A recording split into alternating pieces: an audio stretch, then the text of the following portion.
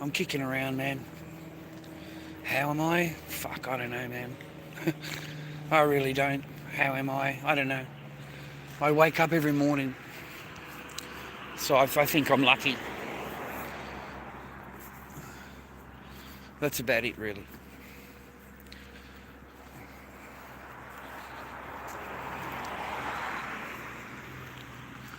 I'm surviving, man. I'm surviving. You know, one day at a time kind of thing. Managing it.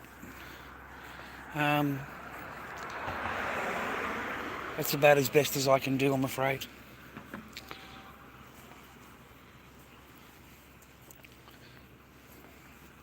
And I think I'm doing pretty good. I have a pretty peaceful life, man. I'm just on my own. Wake up when I want, mate. Go to bed when I want. I don't have to listen to anybody tell me what yelling at you or whatever. Or you're ignoring me, abuse. That ignore game. I don't have to do that anymore.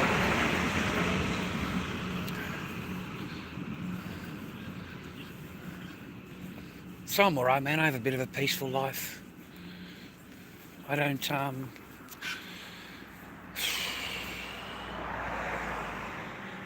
yeah. That's alright, man. I'm just, getting over it. Getting used to it. I've kind of been told what to expect. And that means that everything that I went through, all the courses that I did, all the reports that I did, all the the last 3.5 years have been an absolute waste of time. An absolute waste of time, you know. Proving to everybody how much you want to be a father. That's all lies. That's all just bullshit. It will come down to one report only, and that person has the power, whether you see your children or not, ever. That one person, that one lady has all the power in her hand. And if she decides that you never see your daughter again, then that's what happens, man. You know, your ex will walk out with a report saying that you should never see your daughter again. And that's exactly what happens. It gets filed into the court. The court is a lot easier for the court in your case because you've been fighting so long. It's a lot easier now than just to agree with the report rather than to put any effort into finding out why or what happened or to ask any questions. They just rely on that one thing, mate. And then that's it. So that means that everything that you went through was for nothing. Was for absolutely nothing, mate. All of your effort, all of your expenses in the courses and all of that, they're just little boxes they put in front of you. They're like little hurdles for you to get over and something for you to occupy your mind. And that's all they are there for. They do not care about them, mate. And the minute that you don't get them done, of course, it gives them something to complain about and to, you know, verify that you should never see your daughter again or you didn't do the courses. That's how it works. So they basically force you to do a whole bunch of courses for you to pass. And then it comes down to one report and that lady writes something out and then that's the end of everything, mate. The end of everything. Okay, it means that everything that you went through means absolutely nothing. You may as well just go to straight to family report. You know, skip everything else, go straight to family report, and it'll save you 3 years of your life, 2.5 years of your life. It'll save you a whole lot of time and a whole lot of money with your courses and all the reports that you have to do and all of that. They don't mean anything. You could have everything A+. Everything A+. You're a great person, rah-rah. You should see your dad, you should see your child, rah-rah. And then it comes to the family report, and then that person gets told a whole bunch of lies. You know, you've got this, you did this, you did that. And then that's all it takes. That's it. Just one fucking report. And 3 years of your life means nothing. Means absolutely nothing, man. It's like, I swear to God, it's like at the end of it, I feel like I'm the one going through it, right? And I feel, man, that all of that was just boxes to tick, just to keep you occupied, and of course to cost you resources, because each one of those courses were $400, mate. They weren't cheap and they weren't free, and I had to pay for all of those when I was working and stuff, remember? And really, at the end of the day, they don't mean anything, man. They don't mean a goddamn thing, mate. Because at the end of the day, a person just writes down, he should never see his daughter again. And then that's it. Fuck. I'm blown away. I really am blown away. I'm blown away how easily it is turned. How easy it is. Because that's all.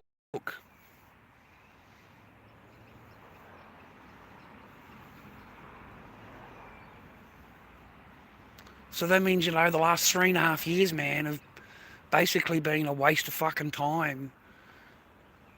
They really have. All of the stuff that you've done, completely meaningless. Completely meaningless. I've got a family report that says that you should never see your daughter again. That's what it says. You should never see Echo again. I don't know, if you've been watching me for a long time, man, you know that's not good. That's not fair. I've got nothing to do with that other person, mate, for 8 years. 8 years, mate. 8 years, okay? All I want to see is my daughter. And of course, my daughter's, she tells these people, man, that I slapped my daughter.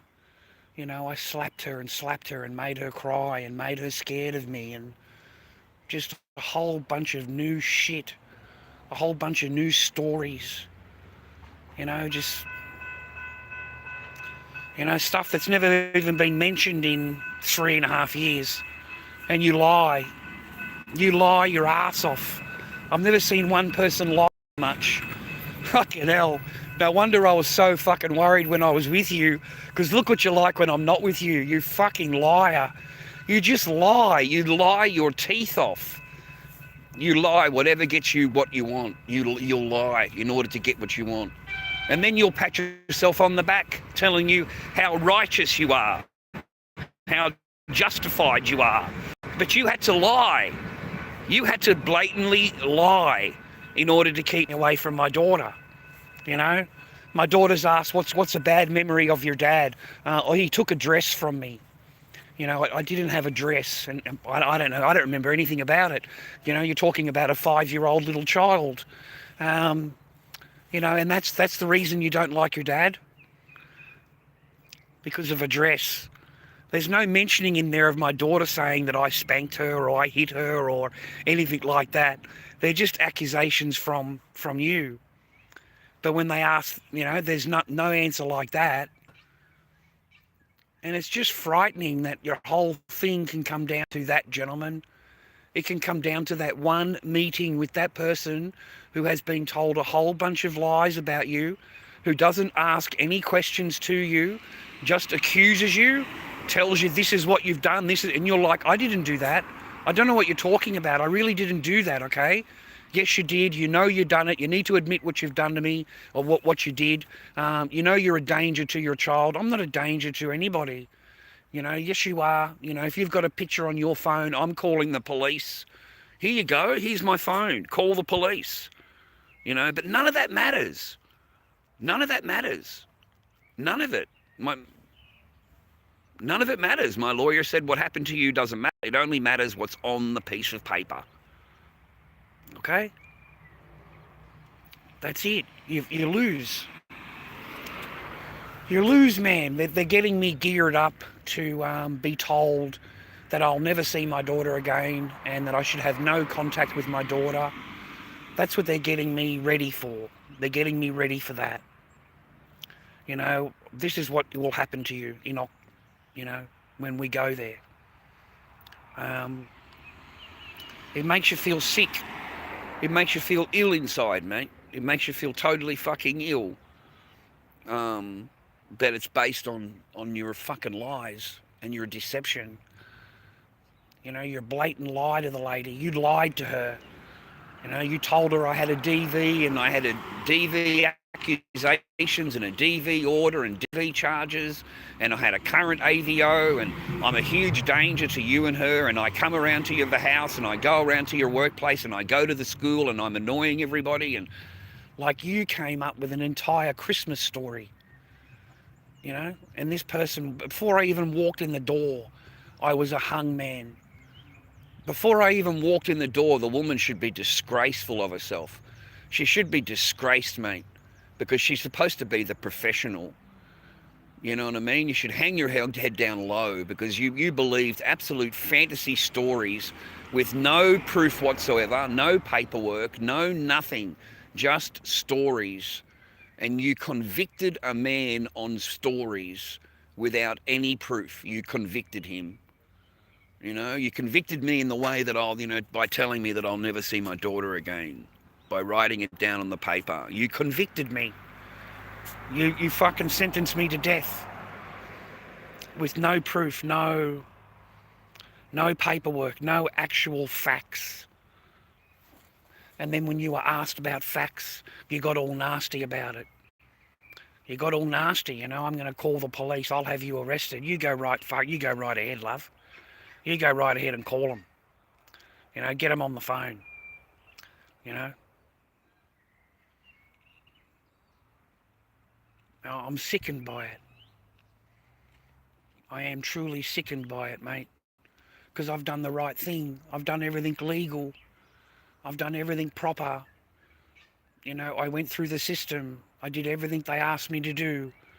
And at the end of the day, it comes down to some fake-ass fucking stories and your accusations, which are baseless and have no merit, no credibility, no order, no... And that's what you lose on. You lose on that. That's what you lose on. You don't lose on facts, mate. So they're gearing me up, basically.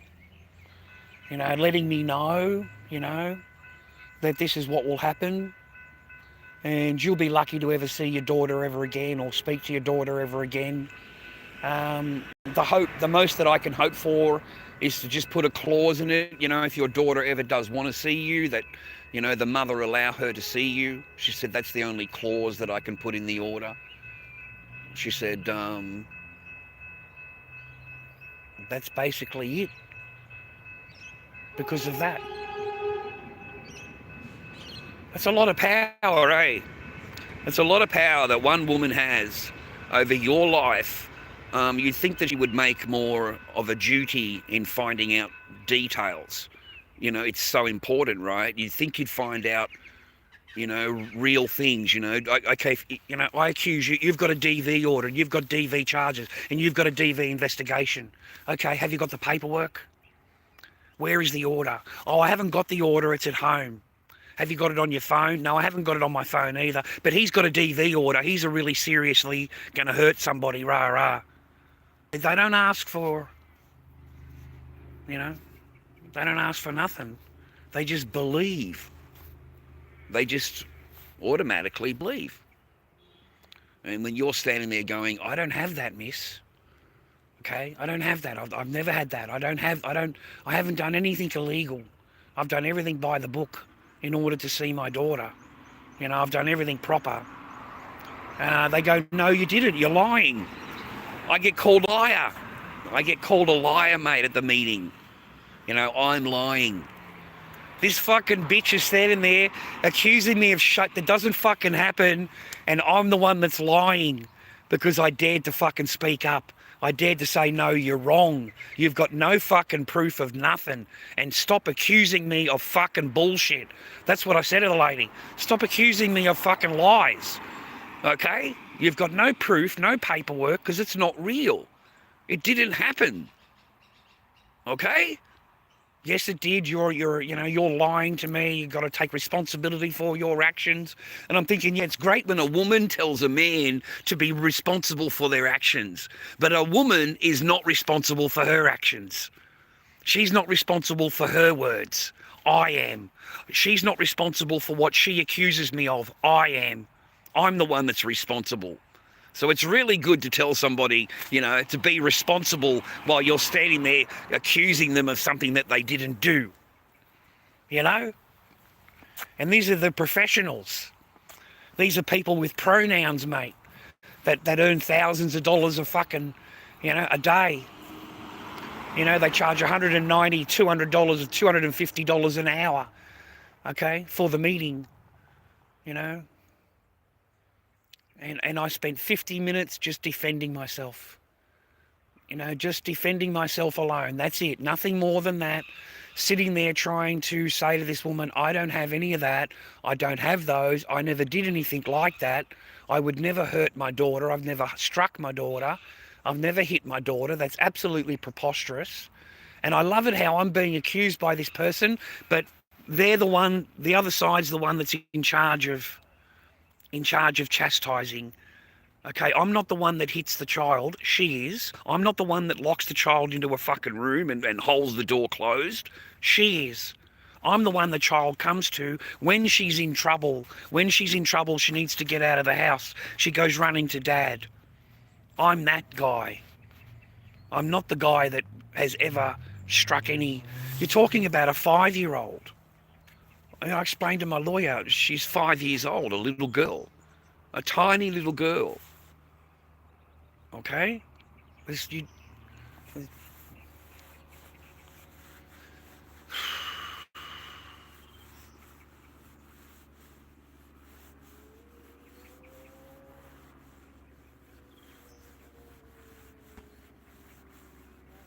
fucked, man. Spend 4 years fighting for her. Fighting, Spend every single dime you've got. Spend everything you can to get into court to see her and be a part of her life. And at the end of the day, it takes one lady with her fee-fees out of place, and you're gone, mate. You'll never see your daughter again. The lady actually told me during the meeting. I told my lawyer that. She told me during the meeting, what if I recommend that you never see your daughter again? And I said, why would you recommend that, a child never see their father? Like, that person would have to be the worst person in the world, okay? Because in my eyes, that is just fucking beyond. How much power do you have in your fucking hands, you horrible woman? How much power do you have to look at a man sitting there with what you've been told that you haven't told him? You're just going to accuse the shit out of him. And then you want to tell him, what would you say if you never see your daughter again? That's the kind of person that I was being interviewed by. That's what they'll say to a man. They had all these wonderful questions from her and from Bubba. They had all of these questions, all nice. She got asked plenty of questions. I told the lawyer that. Look how many questions that this person asked her. Where are my questions? The person never asked me any questions. That's what I said to my lawyer. All I did is sit there being accused and trying to deny and asking for proof of what I was being accused of. I spent my entire time doing that. So there are no questions of me and my daughter together or how our relationship was or how... There are no questions like that. It is purely, you've got this, you did this, you did this, you did that. And I didn't realise how much fucking power that this one person holds in her hand, man. Because apparently now, because it's written in a report, I'm being told, that's it. You've lost your case.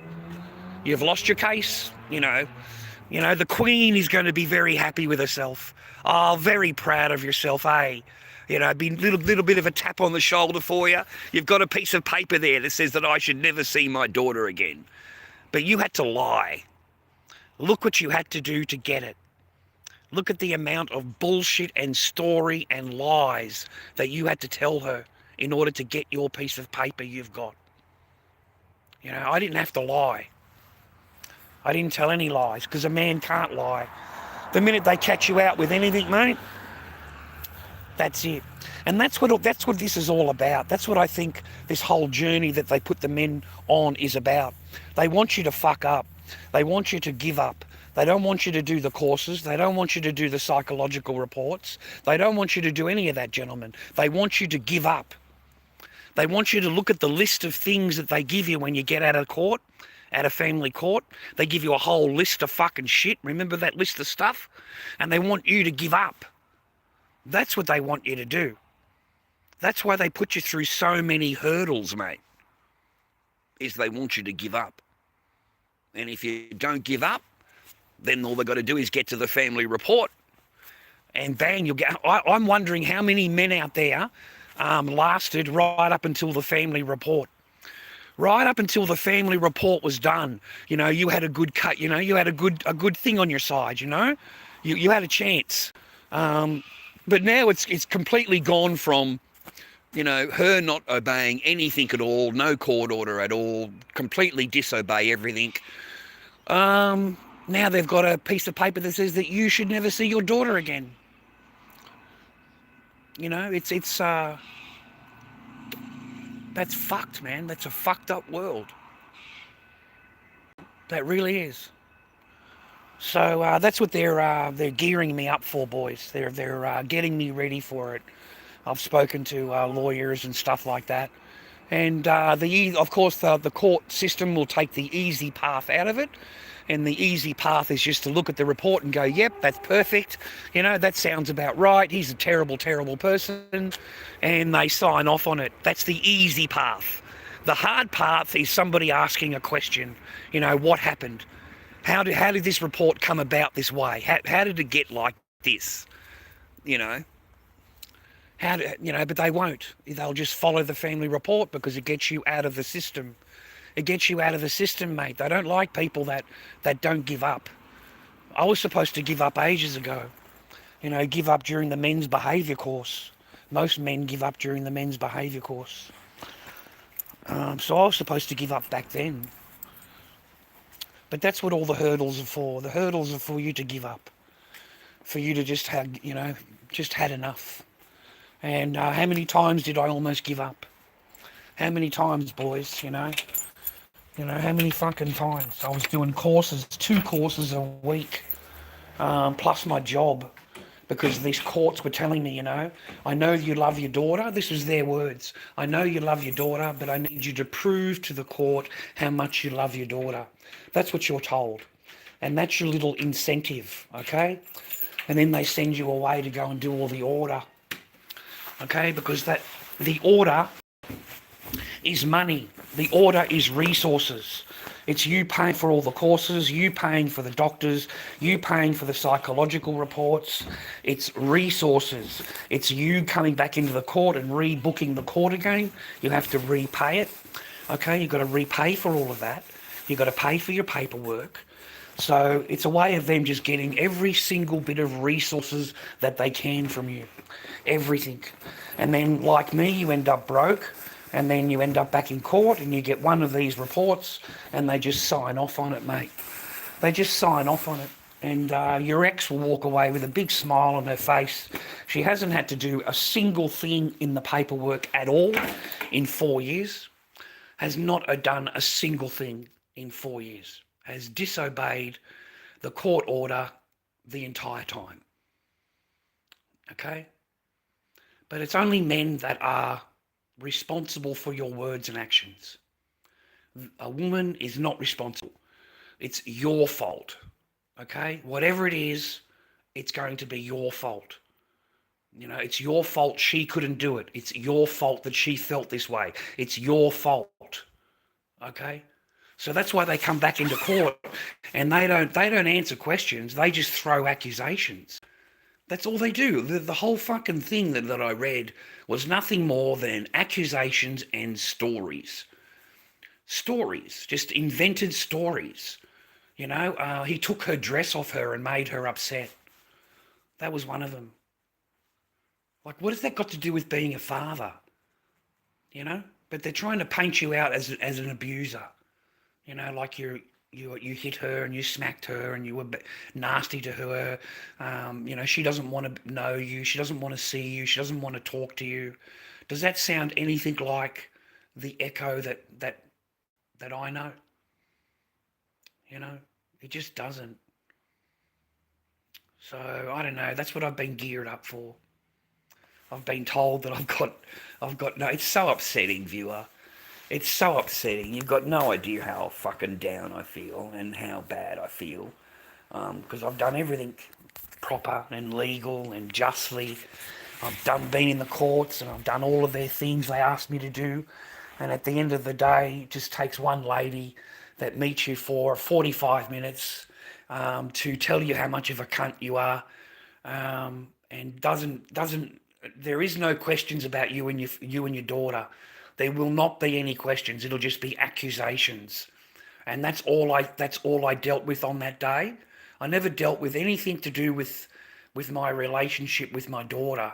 As soon as I got in there, the lady told me, you've got a DV order, DV accusations, DV charges, and you've got a current AVO. Within the first 3 minutes. And I'm like, no, I don't. I don't have any of that. So now I'm being called a liar. I'm being called, you're trying to pull one over on me. Like all kinds of, this person was just very masculine and very accusationary. Just accuse. And I don't have any of that. I mean, I understand if I had that. I understand that. I understand if I've got an order and I've done whatever, and I understand that, but I don't have that. I don't have that. So standing there telling me that I've done this and I've done that and you've got this and you've got that, how long do you think that I'm going to go through that, mate, after 3.5 years of non-stop accusations? I've always been on the back foot, man.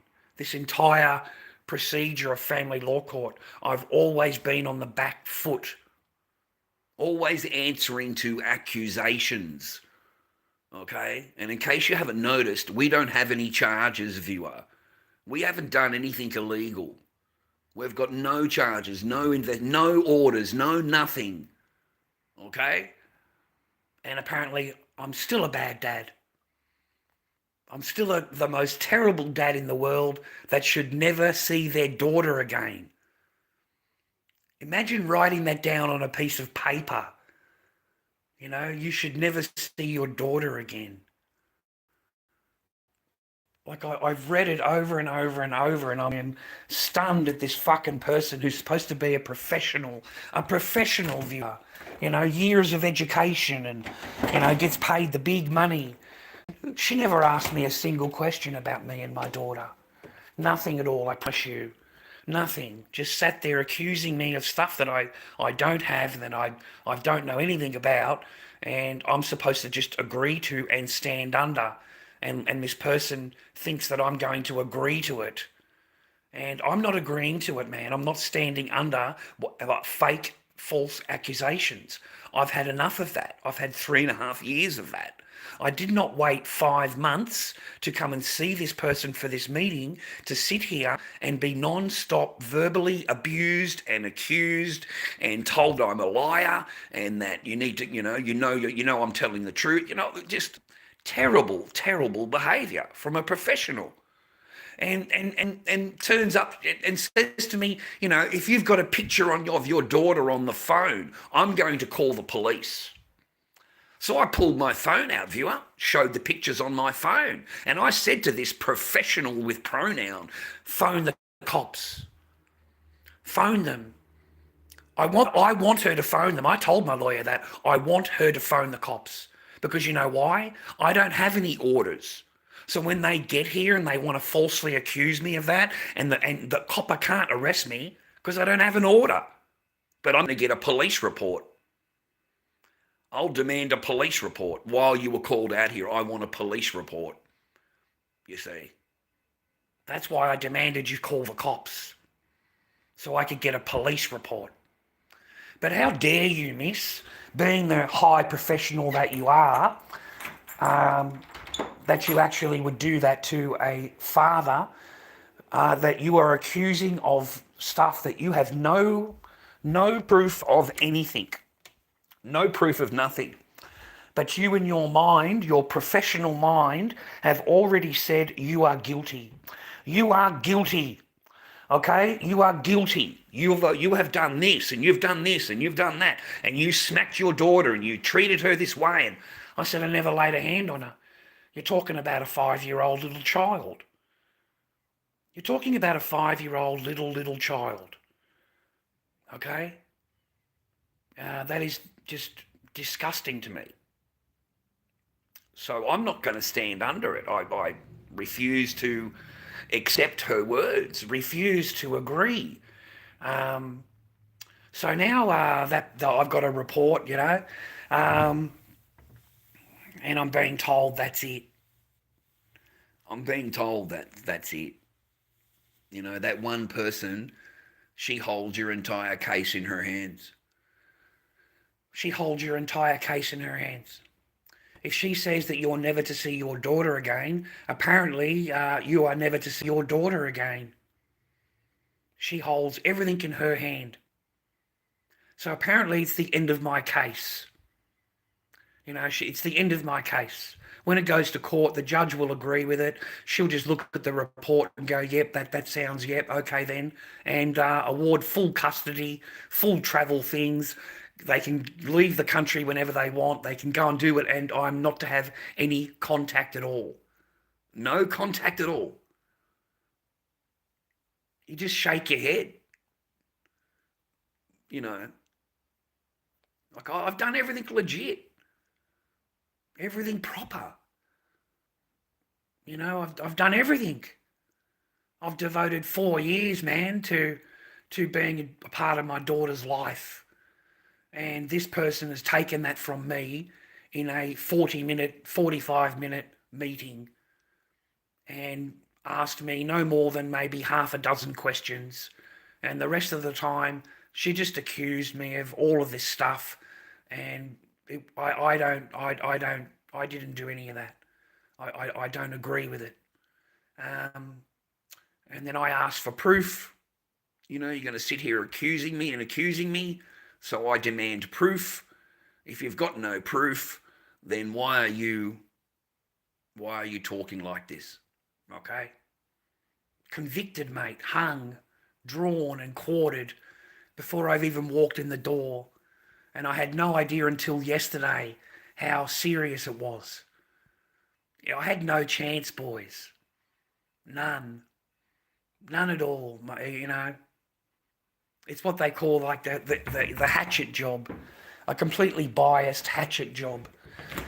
Just cut you to pieces, man, tear you apart and send it on in a report. And I can never forgive it, mate.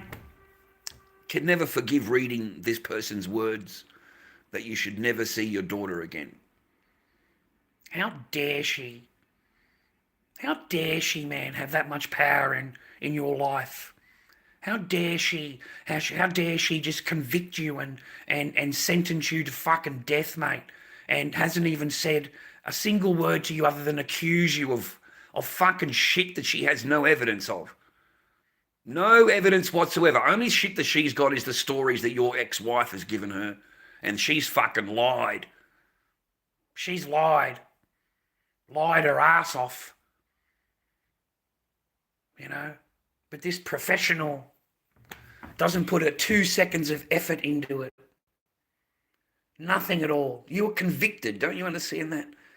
You are hung, squared and drawn, mate, before you've walked in the door. You're gone. You're gone, mate.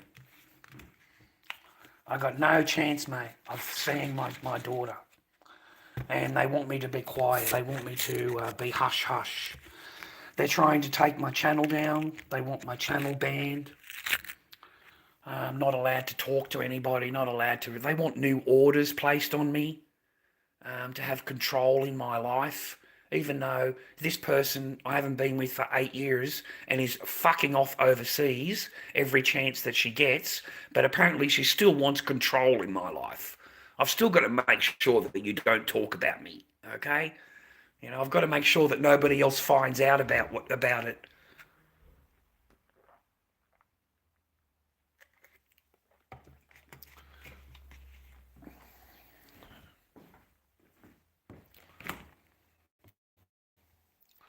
Mate, the only one that done any hitting, mate, it wasn't me. I am not trained in karate. I do not know karate. I do not know how to... I mean, I got kicked so many times and elbowed so many times. I related sex to getting kicked. That's what I related it to, because every time she would physically kick you out of the bed, like elbow you, kick you, would just really kick me. So I related that to getting kicked.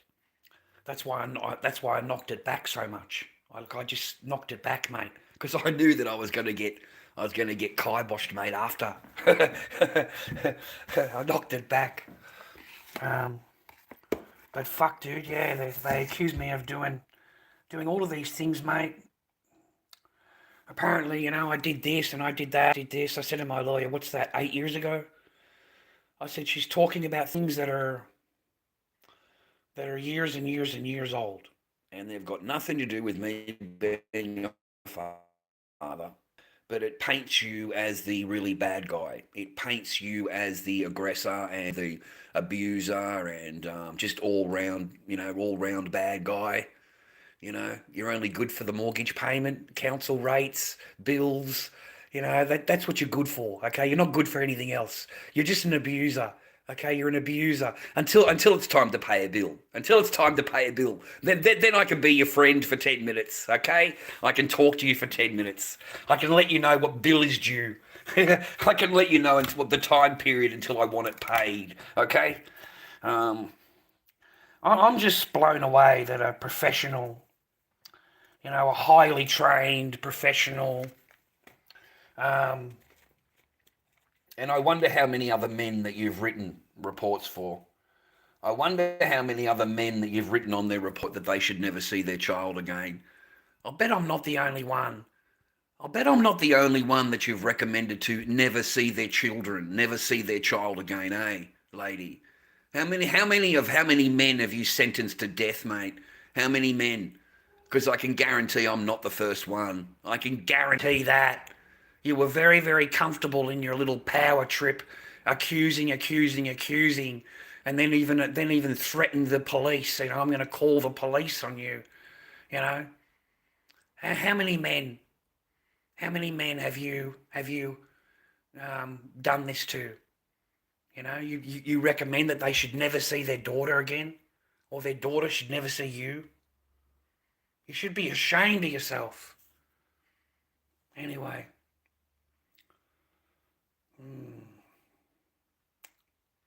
Oh, don't be ridiculous, Kate. Don't create shit in my chat, love. You're not going to fucking last here, you fucking mongrel woman. Don't create bullshit here, Kate. All right? I never fucking laid a hand on any woman. And you're a low cunt anyway, Kate. You're a low fucking mongrel rat, Kate, for fucking bringing that shit up in my chat without any fucking proof, you fucking rat.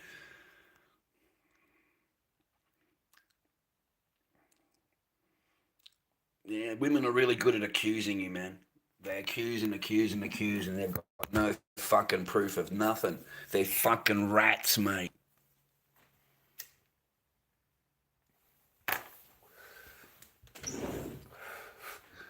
So it's taken me a few days to adjust. Just taken me a little bit to realise the scope of what I'm involved, I don't think I had any chance at all from the very beginning. The woman does not have to obey a fucking thing. Not anything. Just ignore it. This person has ignored all court orders. She has not done a single fucking thing in the court order at all. And I'm telling you, man, the minute that you show that you fuck up at all, the minute that you make one mistake or, anything at all, mate, they are going to come down on you. Okay? I cannot make any mistakes. I have got to do exactly what they want me to do in the order they ask me to do it, how they want me to do it. the woman doesn't have to do anything. Does not have to fucking obey anything. If she does, she just comes back with accusations. Oh, I'm scared of him. Oh, he's going to do this. He's going to do that. Fuck, bitch. These women think they are so fucking good that even 8 years after you fucking got rid of them, mate, they still think that they are the most important thing in the entire world. Like, these women are fucking, mate, they got little chips on their shoulder and they think they are so fucking high grade that you just can't live without them, okay? Like, fuck, get over yourself. Get over your fucking self. Get over yourself, okay? But that's what it is. They think they are so fucking wanted that even after 8 years, you're lusting after them, you're thinking about them, rah rah, and all you want is your kid. You don't give a fuck who is shagging her, mate. You don't give a fuck who she's with. All you want to see is your daughter. But apparently it's inconvenient, it interferes in her life. Me seeing my daughter, it interferes in her life. So it's really inconvenient. That's what was in the thing. It's inconvenient for him to see his daughter. It interferes in our life. Like this fucking. So the lady wrote down, she recommends, mate, that I never see my daughter again. That's what she wrote down. That I should never see my daughter ever again. And my people contact me and they say, look, this is the family thing. Nothing overrides the family report. There's nothing that you can produce that will override it. And I'm thinking, well, that means the last 3 years have been a total fucking kibosh, a total waste of time and expenses. That means that it all meant nothing. Everything that I've been through, it means nothing. Nothing. The courses, the reports, all of that shit means nothing. Nothing. They're fucking nothing more than bullshit fucking boxes for you to fucking tick to occupy your time. That's all they are. They don't have any merit. They don't have fucking any standing in the court. They're just a little box for you to tick. And if you don't tick that box, well, then you don't love your daughter. You don't love your children. You didn't complete the courses. That's how they get you. And then when you do fucking do it, and you do complete everything, they're fucking surprised. They're surprised, mate. Okay? They're surprised. So now you get to the family report, and this person has so much power that she can end your case there and then. Like, so what did I go through all of that for then? If this person has so much power in the case, right, she can end the case, why didn't I just go straight there? Why did I waste all of my fucking time and all of my expense doing all of that shit when it comes down to the family report? You could have just gone straight to family report.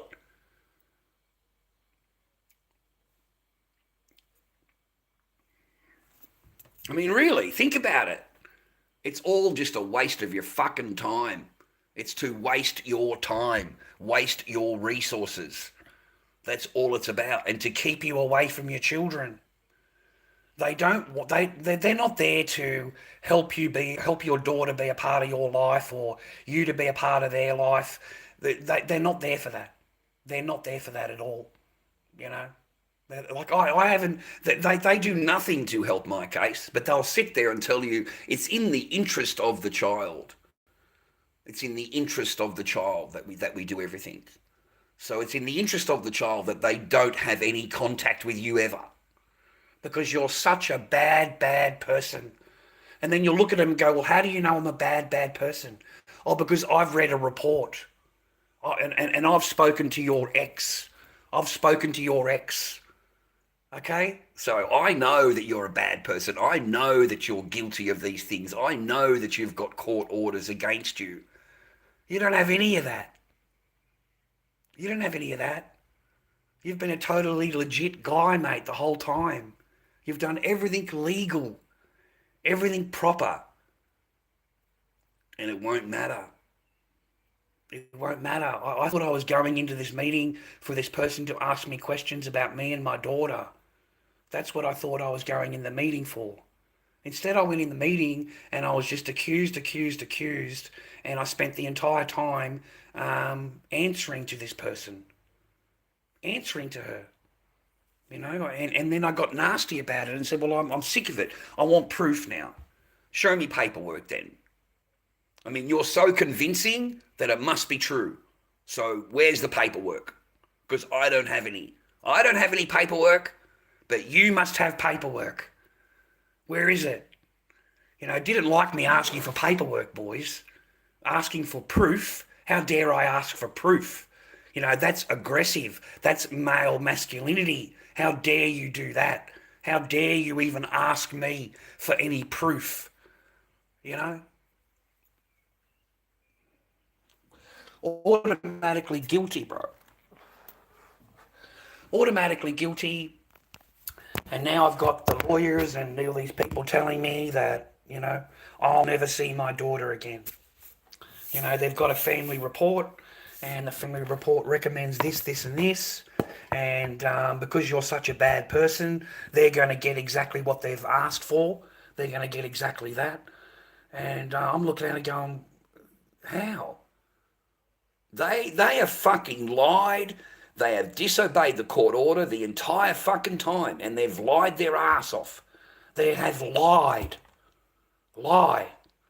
And there's nothing. Nothing, boys. You cannot win. You can't win against accusations, mate. Because they can just come up with more. See, the game is they accuse you, right? And then you go away and you try and prove them wrong. That's what you do. But then when you go back to court to prove them wrong, they have already got new accusations for you.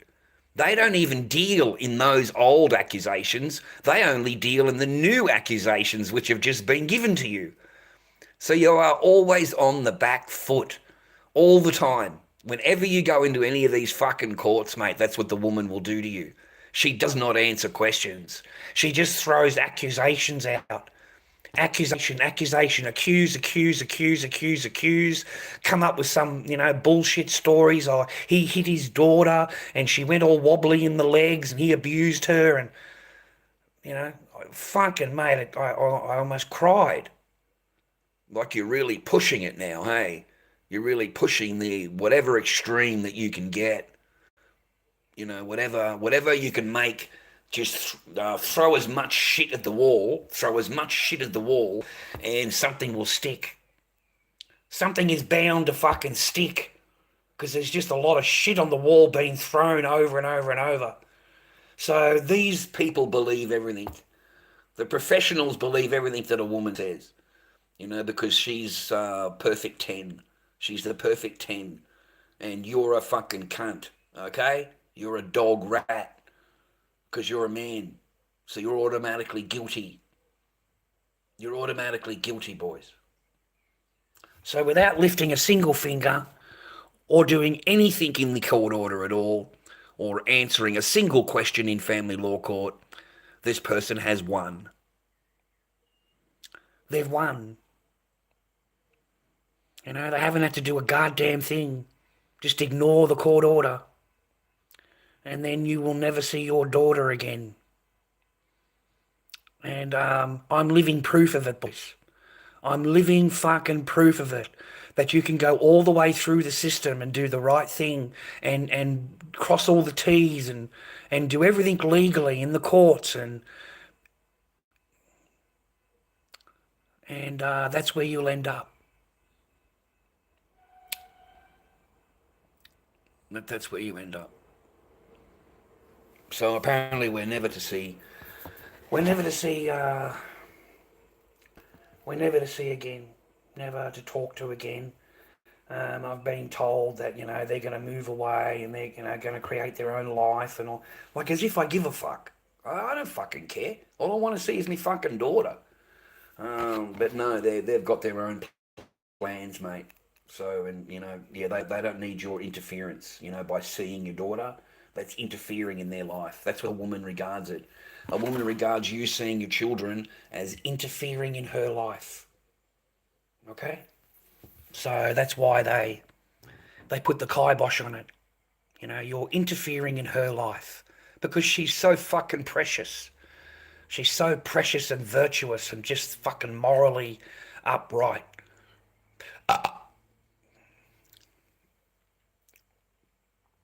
No, Chinese, mate.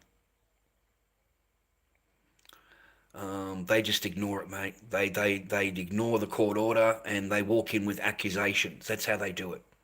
They don't answer to anything. They just walk in and they accuse you of something new. Whatever it is, mate, I've been accused of so much fucking shit the last 3 years. Like, honestly, like, you know, if you've watched me, you've seen me say how many different things I've been accused of, right? Well, the new one is that I was slapping Echo. That I was slapping her. That's what was written in there, that I slapped her so hard she went wobbly in the legs and she's scared of me and won't come near me and is scared of me and like fucking bullshit. We're talking about a 5-year-old little girl, mate. Who in the fuck hits a fight? You don't do that. I've never... You've seen how I am with her, man. That's just not going to happen at all. But that's what they need to accuse you of. They need to really lay it on and lay it on and lay it on. They've got to fucking lie. And they just lie. They fucking lie. That's it. They walk in, they accuse you of something else. The judge says, well, they can't take the chance that it's not true. They can't. So they've got to go and investigate it. That's what the court does. It goes and investigates it. And it takes 4 months to do the investigation. And nothing comes back. So then when they come back to court again, you think you're going to be able to answer to the question, right? No, she just comes in with more accusations. She comes in with new stuff. You know, he's going to do this, he's going to do this, he's going to do that. Like a whole bunch of new fucking shit. You know, stuff they haven't even heard about, mate. I don't know how to... I don't know anything about it. And I said to my lawyer, we're talking about things that are 7 and 8 years old. This is not yesterday. This is 7 years ago. And this person is hanging on to this shit after 7 years. I said, it's everything but see your daughter. Everything but talk to your daughter. Like, this person's hanging on to something that happened fucking years ago. Years and years and years ago. And that's her reason for you never to see your daughter? What are you, joking me? But that's all the court needs. That's all the court needs. Okay? It doesn't need any evidence. Evidence is not encouraged. Evidence is not asked for. It's just believed. It's like the AVO. You know, the AVO got introduced into the family law court as real. As real. It went from her lawyer, clerk of courts, to the judge, to my lawyer, and then given to me. And every one of these fucking professionals are telling me that I've got an AVO. Oh, look, you've got a current AVO on your name. And I'm thinking to myself, looking at that, no, I don't. I'm thinking to myself, in the court, I was thinking, no. I said to the lawyer, show me this AVO, okay, show me. So he puts it on the computer, I scroll down one page. One fucking page I scroll down, and there's the date on the bottom, quite fucking clear. But see, none of you fucking people read. You don't actually scroll down, you know, you just presume that it's fucking correct. So this person has tried to pass off a fucking AVO from 4 years ago as current.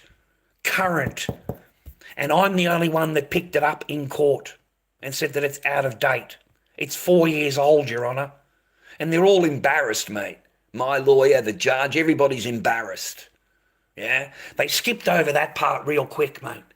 Let me tell you, mate, they skipped over that real fucking quick. They were quick to jump on it when they thought I had a current AVO. Oh, they're quick to jump on that, mate, because now they've got a reason to take your fucking time off you. You see, they're looking for any reason to do exactly what she wants. They're looking for any reason they can. You know, any charges, any investigation, anything at all. You know, who can we subpoena? You know, let's subpoena the police. Let's subpoena the psychologist. Let's subpoena over here. Let's get the police records out. He's bound to have done something in his past that would disqualify him from being a father. And that's what they do. They start scouring for anything that they can get you for. Anything at all, boys, in order to justify what your ex is saying, in order to justify you losing your time with your children, in order to justify taking your children from you. They will use any means possible. Any means possible. And they will believe anything that they're told. Anything at all, without any proof. You don't need paperwork. Just accuse, and suddenly it becomes real. Suddenly it becomes facts. Because it came from the holy mouth of a woman. It came from the most glorious high God of all. A woman. A woman opened her mouth. So therefore it must be absolutely gospel the truth. You're the liar. You are the man. You're the nasty man. You're the abuser. You did this. You did that. You've got a DV order. You've got an AVO order. You've got investigations. You are a terrible, terrible man. You hurt your children. You beat your children. You slapped your children. You treated your wife like this, this, and this. And then you're sitting there going, fuck. Come in, spinner. Come in, fucking spinner. And you're a professional. You're the highly paid professional, right? And they're sitting there with their finger, mate, fucking pointing at you, telling you how much of a cunt you are. They haven't asked you a single question, mate. They don't know you at all. The only thing they've been told is what your ex has told them. Whatever your ex has told this person, that's all they know about you. Okay, that's it. So they just believe whatever they're told. And they don't ask you anything. They just accuse you of a whole bunch of fucking stuff that was getting me more upset. The more that I was being accused of it, I was getting more upset about it because it's just not true. And you're supposed to be a professional. You know? So I was guilty, mate, before I even walked out of the office. The person had me sewn up, mate. Had me fucking stitched up, brother.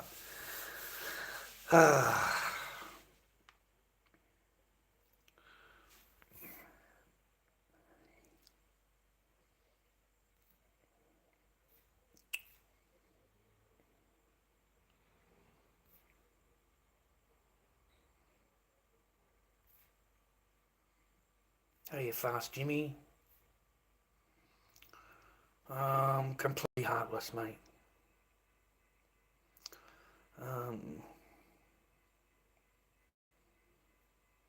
Well, I don't know. I don't say anything to them, Frank. I just block them. I don't really care about anything else. I got to watch how I act, mate. I got to watch what I say. I got to, they want to take my channel down. They're not happy about this. They're not happy about that. They want my videos taken down. They want me barred from talking. Barred from talking about certain subjects, or they're just not happy, mate. Okay, after 8 years of fucking you in the ass and getting you fucking trampled on, they're still not happy. After 8 years of having a beautiful home just handed to them without costing you a fucking dime, you're just not happy. Okay? After 4 years of you keeping my parental alienating your children from the father, you're not happy. You're not happy. Okay? It's his fault. Whatever's gone wrong in your life, it is my fault. Whatever's wrong, it's my fault. Okay? Be guaranteed it's your fault, boys. Whatever's going wrong in their life, it's going to be your fault.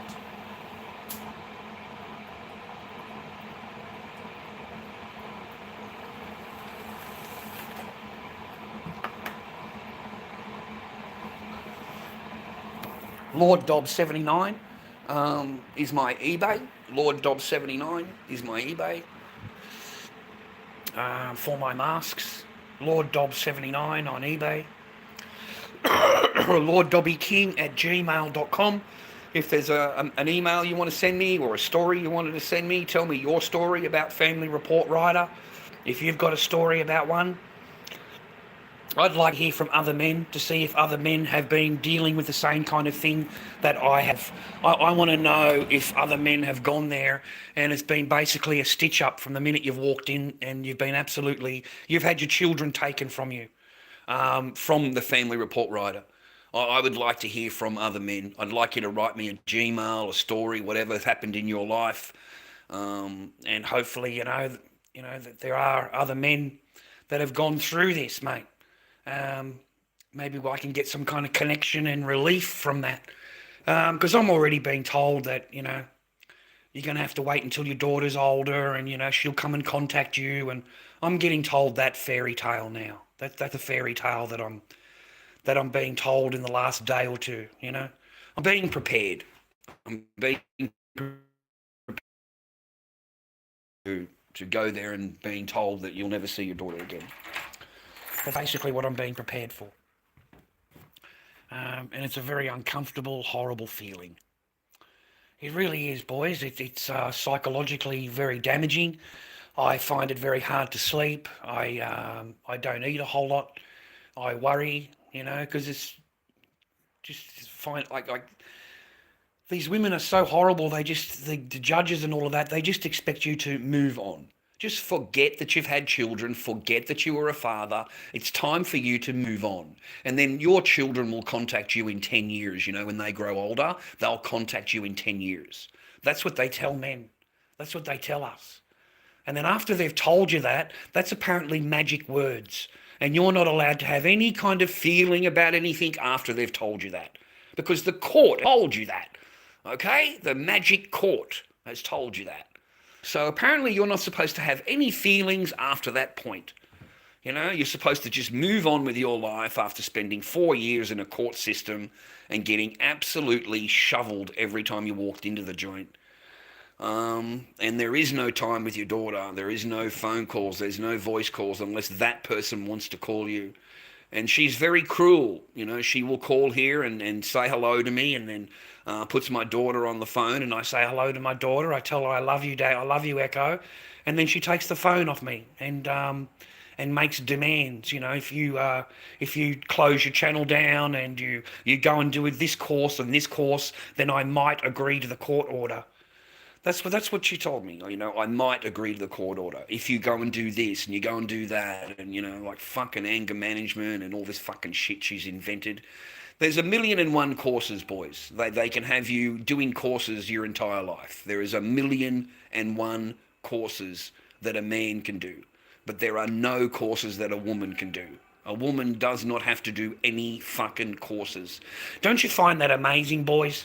That a woman will fucking look at you, she'll look at you and tell you what courses that you need to be doing to improve your life. But her, oh no, I don't need to do any courses. Why would I need to do courses for? That's what a woman will look at you. Because she's perfect. In her mind, she is perfect. You see, there is no room for improvement. There is no room for anything. It's her way, and that's it. That's it. In their mind, they're justified, mate. They're completely justified. Don't marry them. Don't fucking move them in. Don't marry them. I've got no fucking use for them, mate. Trust me. You'll have a lot more peaceful fucking life if you have a life like ago. I wouldn't have had to put up with any of that at all. Okay? None of that at all.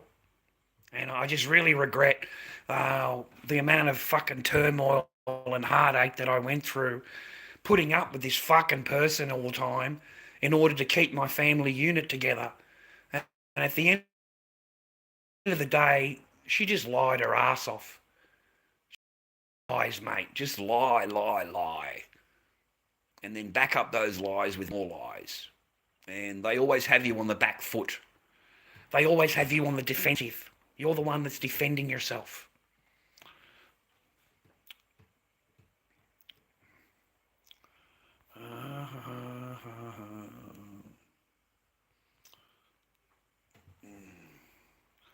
Happiness and the things you can't control.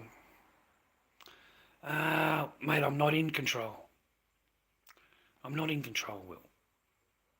I'm not in control, mate.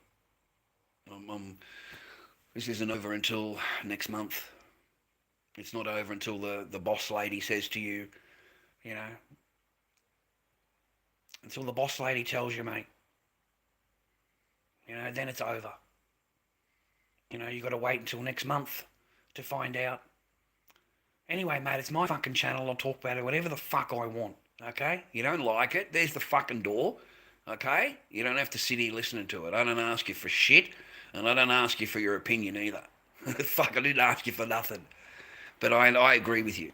I agree with you. I don't know where to find that happiness yet, mate. Okay, I've got my masks, I do my artwork, and my whole life is my kids.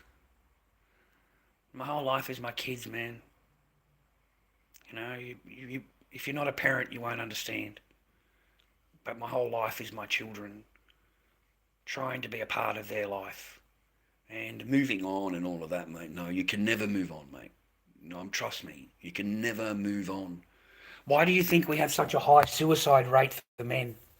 A high drug rate? A high alcoholism rate? Why? Why do you think it's so bad? And why do you think it's so bad after family law court? After these men have been put through the system and they haven't seen their fucking children. I'm one of them. I'm not the only one, buddy. And that's why we have such bad, pew and fucking for men. Mate, the suicide rate for men is huge. It's huge. Huge. Okay? Because you don't see any light. There's no light at the end of the tunnel. You know, there's no, you can't just walk away from a part of your life, mate. You can't just put your heart on the counter and go, yeah, I'm just going to restart. And it doesn't work that way. It doesn't work that way. You know, you think of your children every day, whether you're with them or not with them. If you're a parent, you think of your children every day. There's nothing that you can do to help that. There's nothing. All right? You know, I'm denied my time, and this is how I am. The other side can't even give me 2 hours. Their life falls apart. Their life falls apart if I get 2 hours of time. 2 hours. And their life falls apart. But I'm supposed to live my life without her. And that's fine. But if I had 2 hours of my daughter's time, she's going to be very, very upset as a parent. So when your child is gone, you're sitting there waiting for your child to come back. There is no in-between, mate. It doesn't exist.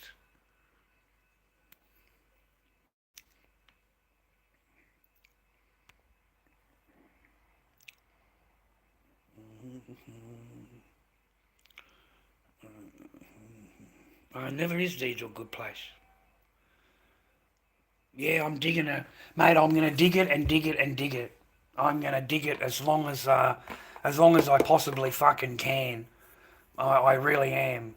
I am. I want to hear from other men that have gone through this. If none of us speak up, then nothing changes. If none of us speak up, mate, nothing changes. You know, there's thousands of me. There's thousands of me in the future. You may even be one of them, man, when you have children. You may end up where I am. You know, it's the system, mate. It's how it's created. It's how it, you know, and it's my job to warn men. It's my job to warn these fucks that watch me, mate. The thousands of views that I get on my channel after the stream ends. It's my job to educate one of these motherfuckers so that they don't fucking make the same mistake that I did. They don't have to do any of the shit that I did, man. You know, what the fuck for, mate?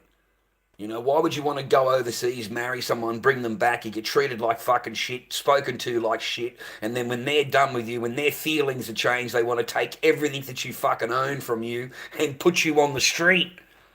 No, men need to fucking learn, mate. Men need to learn.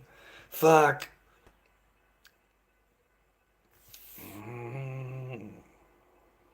Yeah, I like chess, man, yeah. Yeah, I like chess, mate. You can't dig a deeper hole, mate, than someone telling you you'll never see your children again. There is no hole deeper. There's no hole deeper. What are they going to do? Take my liberty? That's all that I got left. That's all that I got left. That they've taken everything else. Everything that matters, they've taken. You've got nothing to lose, mate. You haven't got anything to lose. You see? That's the object of why I talk to people, is to fucking learn them, mate, so they learn. You know, they don't make the same mistakes that I do. And they learn off my pain is your lesson. You know, my embarrassment is your lesson. My bullshit is your lesson. That's the lesson you'll learn. And whether it makes sense to you now, you might laugh at it now, and I'm happy for you. But there might be a time in your life where you're going to reflect back on what I've said. You're going to remember my words. You're going to remember the Lord Dobby telling you. You know, maybe next week, it may be next year, it may be next fucking 10 years, I don't know. But I know that I've had plenty of men contact me and thanking me. Okay? So, as long as I can warn one, mate, I'm happy. My job is complete.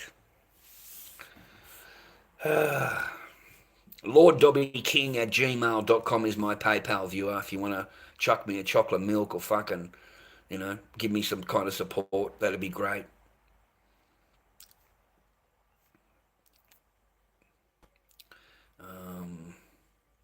That is correct, Joey, yeah. All of their power, mate, goes into a tissue. These young men don't understand that. It's only the older ones that understand that. Their fucking power, the only power they've got, mate, goes in a tissue. That's it. It gets put into the bin, and then the woman's got no power over you. Fucking none. Absolutely none. She's got no power over you, okay? So, you know, you want to keep them sweet because you want biscuit. You want to keep them sweet because you want the fairy tales opened up. You want to keep it sweet because you want to see the wings, right? You want to see the little fairy wings, right? And that's their power. That's their fucking power over you. They know that's what the fucking, right? So they hold it back. They fucking hold that shit back, mate. It's once every blue moon. This is the power. You want the fucking power? You want the fucking gold, mate? You want some of the gold? You want to be a gold miner? Yeah, gold mining is very fucking expensive, mate. Have you got any money? If you haven't got any money, the gold is out of fucking place, mate. You're not going to get no fucking gold, mate, okay? That's what it's about. Yeah, no, don't, no. No. The worst bride that you could ever meet would be, yeah, that. Yeah, 100%. Yeah, without a doubt. Yeah. And it's presented to you as really nice. That's the worst thing, mate. You will be totally fooled. Like, totally fooled. The person is so nice. And they're so, like, talkative and charming and laughing and giggling and, you know, all the promises are made. You know, I'm going to be the best wife and I'm going to be the best person and I love you so much and I'm never going to leave you. And you get the whole speech, mate. The whole speech you get. And as soon as you sign on that book, as soon as you sign, that's it. There's no fucking honeymoon. There's no nothing, mate. You're put into the spare room. There was no honeymoon. As soon as I signed on that book, mate, I was put into the spare room. I never spent the night with my wife. We never spent any time like that together at all until they came to Australia. So 2 months later, after you've already signed on, that's the first chance you get to be alone with the person. Okay? They didn't want nothing to do with me. Didn't want anything to do with me straight after the signing. Straight after you signed, it was over. It was over. I spent the entire month on my own. We didn't go anywhere together. We went and ate together with the mother, and then we come home. But during the day, I was out on my own in China. That's why all the videos of just me walking around. Because the person didn't want nothing to do with me. Just ignore. And then I left. You know, I wanted to fuck off back to Australia. I'm at the airport. I think it's over. Because I haven't spoken to this person. I have not fucking said a word to this person since we signed a piece of paper together. Not a single word, mate. Not a single sentence is spoken, mate. You haven't touched the person. There's no honeymoon season, mate. You understand? So I get to the airport, mate, and you know, the person lobs up and shags me in the car park. You know, trying just to keep me sweet. You know, you're still going to take me to Australia? You'd still take me to Australia? You know, It's a fucking bullshit, bro. Yeah, don't ever fall for their bullshit, mate. Their fucking lies and deception. Just don't trust it. don't believe in it. Don't fall for it and think that things are going to work out, because they don't. They don't, mate.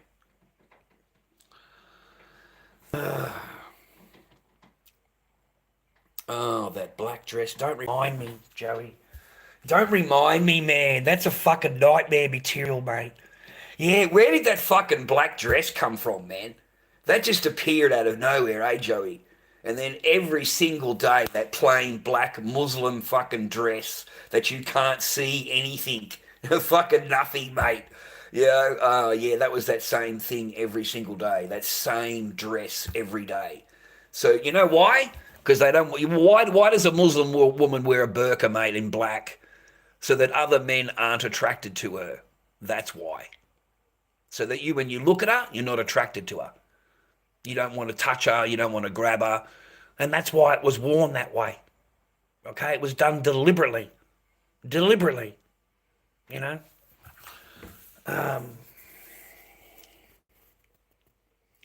And yeah, those fucking granny panties, mate. Oh, fuck, I hate grannies, mate. I hate fucking grannies, brother. I really hate them. You know, I used to walk into the drawer, right? I'd look into the drawer and you've got all these fancy blues and pinks and fucking frillies and G-strings and all kinds of nice ones, right? And then next door to them, you've got the grandmas. Have you ever seen a pair of grandmas? They're like fucking like a tent, mate. You could use them as a parachute in the fucking war. This is what the soldiers used when they jumped out of the plane and they're fucking skydiving down to France. They fucking airlift a pair of granny fucking underwears, mate, and fucking down they float, mate.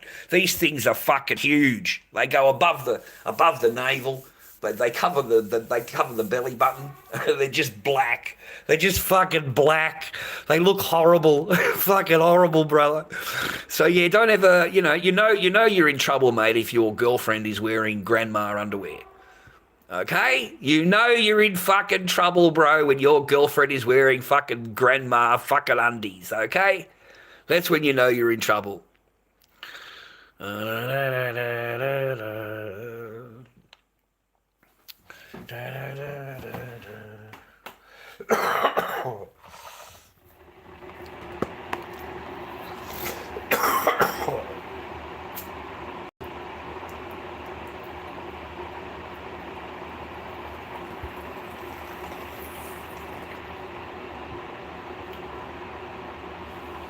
You want to talk about something else, man? I got something else I wanted to share with you. But I don't know if you're interested in conspiracy theories and stuff like that. I don't know what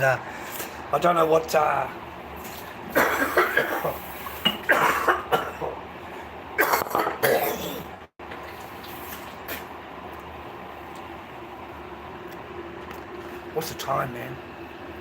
lorddobbyking@gmail.com, viewer, is my PayPal. lorddobbyking@gmail.com is my PayPal. Help the old bloke out, will you? Haven't sold any masks for ages. No one fucking buys a mask off me. It's not like I'm not trying. We've got plenty of fucking masks. Plenty of masks on eBay. Lord Dobb 79, but they're offering nothing. They're offering $50 for a clown. That's their offer. I got offered $30 for the bandage clown, like you're doing me a fucking favour. I got offered $60 for Corey, mate.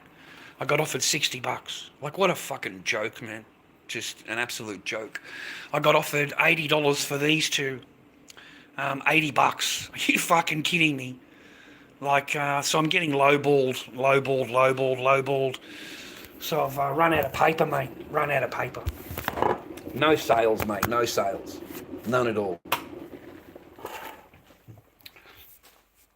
No sales at all, bro. So I'm a little bit on the dusty side, you know. lorddobbyking@gmail.com is my PayPal. lorddobbyking@gmail.com. Appearances inside of that. It does, Will. It does, Will. Yeah, you better wake the fuck up. It does, Will.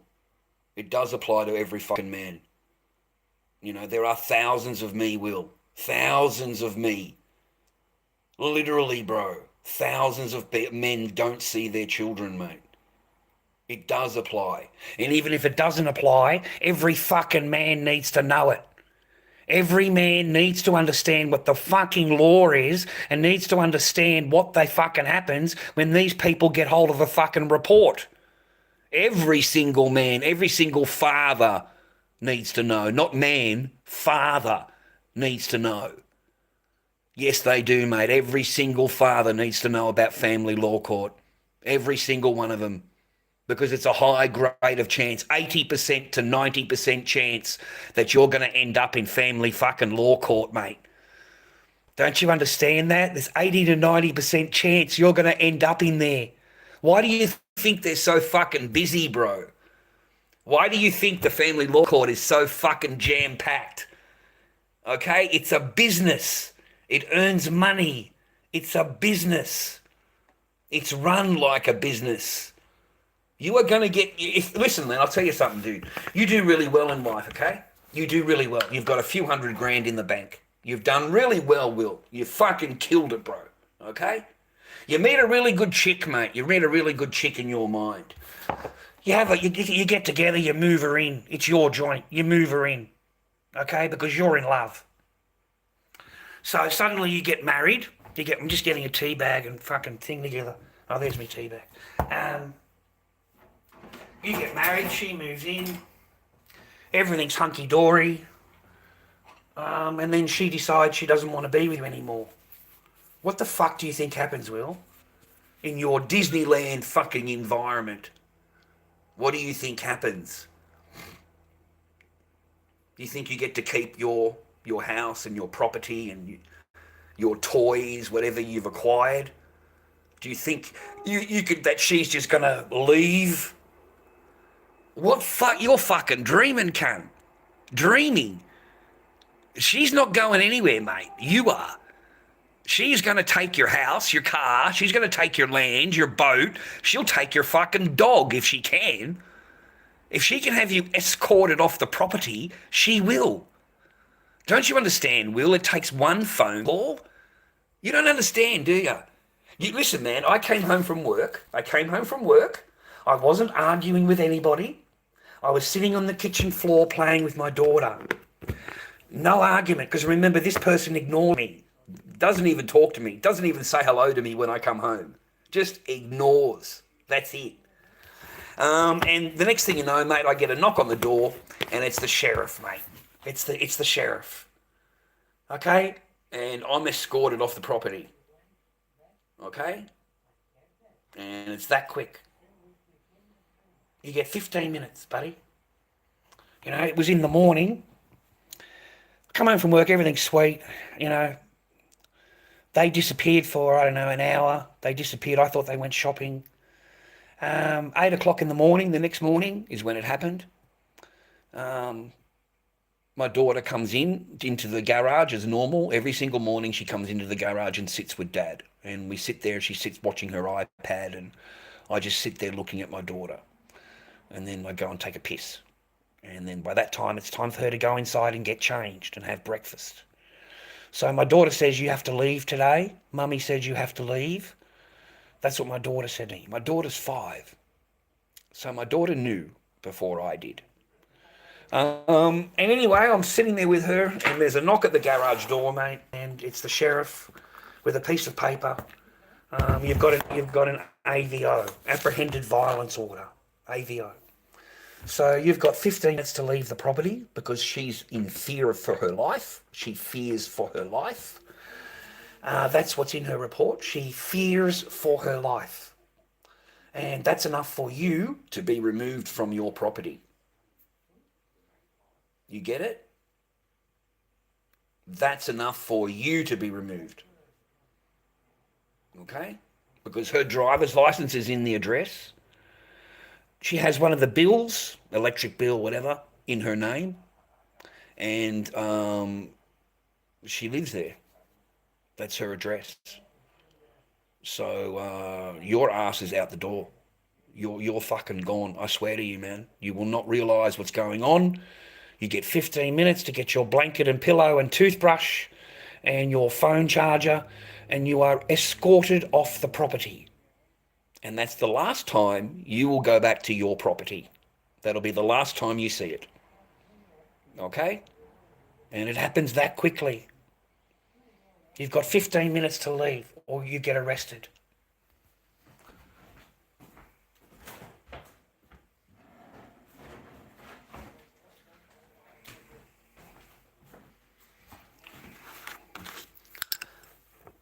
We don't have any advocacy groups. We don't have any. They're demonised here in Australia. Men's advocacy or men's right, fathers' rights movements and stuff like that. They're demonised here. How dare you speak up? How dare you? Okay? We are demonised. And not only that, but you could possibly be charged.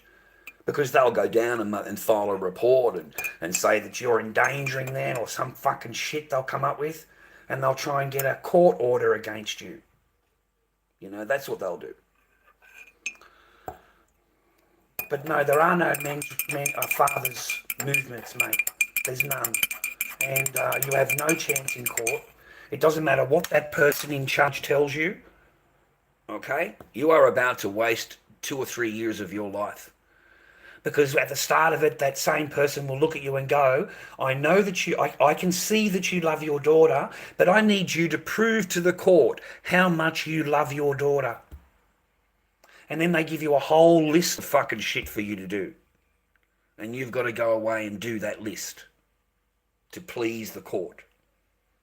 And at the end of the day, 2 years later, after you've completed it all, they send you to a family report writer. And that family report writer, mate, you've got no chance. No chance at all as a man. Fucking none. None. I'd really like to know how many men this professional person has recommended don't see their children. Because I can guarantee I'm not the only one. I can guarantee I'm not the first one. Okay? Seriously, I can guarantee it. I can promise you I am not the first one this person has recommended never see their children again. Yeah?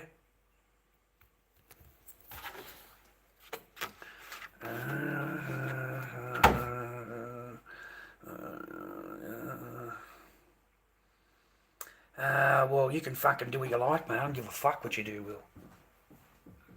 I don't give a fuck, mate. You seem to have a Disneyland fucking version of family law court, that's for fucking sure. You've got a Disneyland view of fucking life, because it's not going to work out that way for you. I can promise you it won't work out that way for you. So you can believe whatever the fuck you want, but I'm dealing in the reality of what happened to me and what happens to other men in reality when we actually go to court. That's what I deal in. I don't deal in fucking, hypothetical fucking bullshit, okay? I don't deal in that. I deal in what happened. I deal in what is reality and the words that were spoken to me. That's what I deal in. I don't deal in hypotheticals and, fairyland, fucking Disneyland shit, like it's all going to work out and it's your fault and, you can get it done. And that's all bullshit, dude. It's all bullshit. The whole thing is bullshit. You have 80 to 90% divorce rate initiated by women. 80 to 90%. You have got no fucking chance as a man. None. You think you do. You think you're in a relationship and they love you and they tell you they love you. They tell you, I love you, Charlie, I love you. The next morning is when I'm getting kicked out. The next morning. Yeah, I had a chance to shag it last night, mate, and I didn't. I had full fucking chances, bro, trust me, to shag it that night, and I didn't. That was the only fucking chance I've had in 2 months, and I knocked it back. Oh, fuck. If only I'd known that the next morning I was going to get fucking turfed out. Fucking, you know what I mean? I would have put that one effort in, boys, that one last fucking effort, Fuck.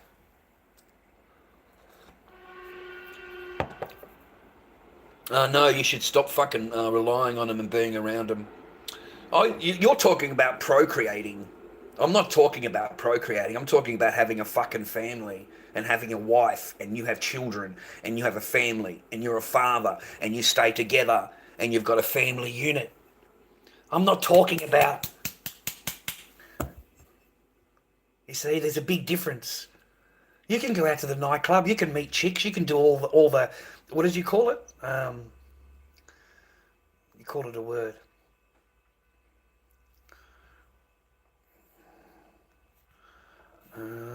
Because that's what I'm talking about. I'm talking about fucking family court. I'm talking about it. I don't give a fuck what you're talking about. You're in your own fucking world. Okay? I'm talking about what I talk about. Okay? That's it. You can't keep up? Then fucking mate, sit down. Okay? You can't keep up with the convo. Sit the fuck down. Fuck.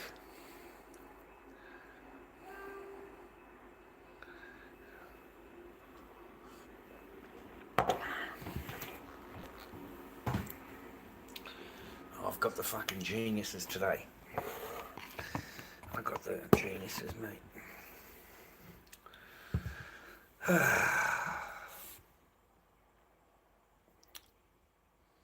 No, mate, you just don't have to move them in, mate. There's no reason for you to move them in. There's no reason for you to live with them, marry them. You know, when a woman says to you, "I love you," just put on the end of it, "for now." Whatever they tell you, mate. Whatever nice thing they say to you, just say "for now" in your head. For now. Because the minute you fuck up, the minute that her feelings change, that's about as long as it's going to last. Okay? As soon as her feelings change, mate, then it's over. The whole dynamic changes, man. They're no longer the nice girl that you know. They become a fucking bitch. They become, rude, nasty, entitled, fucking masculine. They become very masculine in the relationship. They're no longer this female. Suddenly they're very masculine energied, and they're telling you what you need to do. They're telling you what they're advising you, what they think you should do. And like my godfather, mate, yeah. And don't ever invest in a woman's business. Okay, if a woman comes to you and says, "I've got a good business idea," rah, rah, rah, rah, yeah, don't invest in it. Don't invest in it, okay? Do save yourself the problems, because you might as well just give the money to her and kiss the money goodbye. A kiss her goodbye. Because, she's going to come back and tell you she did this, it's great, it was rah, rah, rah, everything's fucking great, but the money's gone. The money's gone. It doesn't exist anymore. We did really well out of it. we did really well out of it, but the money's gone. Oh, fuck, that's gone. Sorry about that. Yeah, sorry. That's in my account in China or in Asia, wherever the fuck you're going out. That's in my personal account. You can go and get some more. You can get some more. Fuck. I know I'm not wrong because I experienced it. You see, I experienced all of it. I'm not talking out of my cheeks, mate. I'm talking reality, So don't ever trust them, mate. Look how many of these famous fucking footballers, mate. These women want to marry them, right? And then 2 years later they divorce them and they want $30 million. These fucking women, mate. The woman wanted. The guy just got his payment through. $30 million payment. The down payment, like he had a $40 million contract or some shit. So they're giving him $30 million straight up, and straight away she filed for divorce. Straight away. And she claimed the 30. She wants the entire fucking thing, plus the house, the car, and alimony, child support. But she went for the whole thing. I'm telling you, man, they have a plan. They work out a plan, and they stick to the plan. And they've already got it planned in their head exactly what the fuck they're going to do, and they don't tell you anything. The plan does not include you. So you're going along in your happy life trying to be a good husband and trying to do everything that you can to make sure she's happy, she's fine, everything is worked out for her. She's got her own plan. Her own fucking plan that's got nothing to do with you. She wants to leave you in your little plan. She wants to leave you in your happy little plan world because it suits her. because you're paying for everything. You're paying for everything in her life, so she leaves you. Meanwhile, she's got her own fucking life happening, bro. She's got her own plans that she needs to do, and they don't include you. They'll never include you, boys. You've got to realise it, mate. The fucking game that's being afoot, mate. You've got to realise the game that gets played. I knew, mate. I knew very early in the piece. I knew. I told my stream many, many times that I'm living on borrowed time. I am living on borrowed time in this marriage, boys. It's a matter of time before she decides that, yeah, it's time for me to go. And I can feel it's going to happen. I can feel that they're just waiting for the right opportunity or the right thing that when I don't do something that they want, or I make them unhappy, or their feelings change. And it's a matter of time. It's a matter of time. And I knew that. And all my friends knew it. All my friends who met her knew it. All of her friends knew it. Because I went and talked to them at the market. I went and actually spoke to them. And I asked them. And they told me, no, she is definitely going to divorce you. There's just 100% going to divorce you. 100%, yes. You know, I'm sorry, you know, but yes, definitely. And every one of those fucking her friends told me. Every one of them. So I knew, right? I knew. Yeah? It's not like I didn't know. Example of a healthy... yeah, I have friends that have really good marriages, Will, yeah. Yeah. I'm talking about the current strong, independent woman, mate. You know? The latest strong, independent women, mate, is what I'm talking about.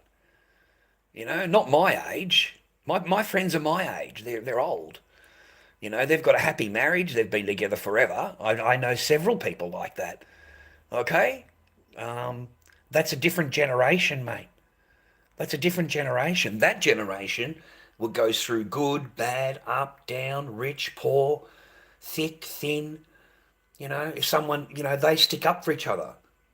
She's never going to give him up, mate. And he's never going to give her up. But this fucking generation...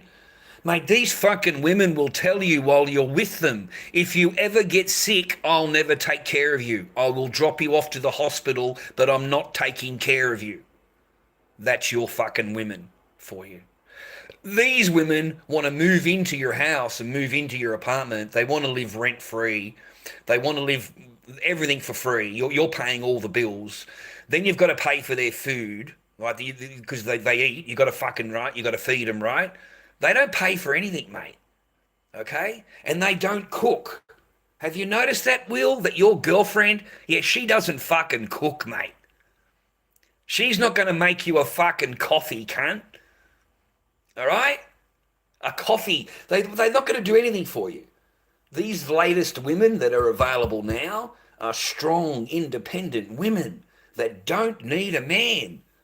They don't need a man. Okay, they need a man.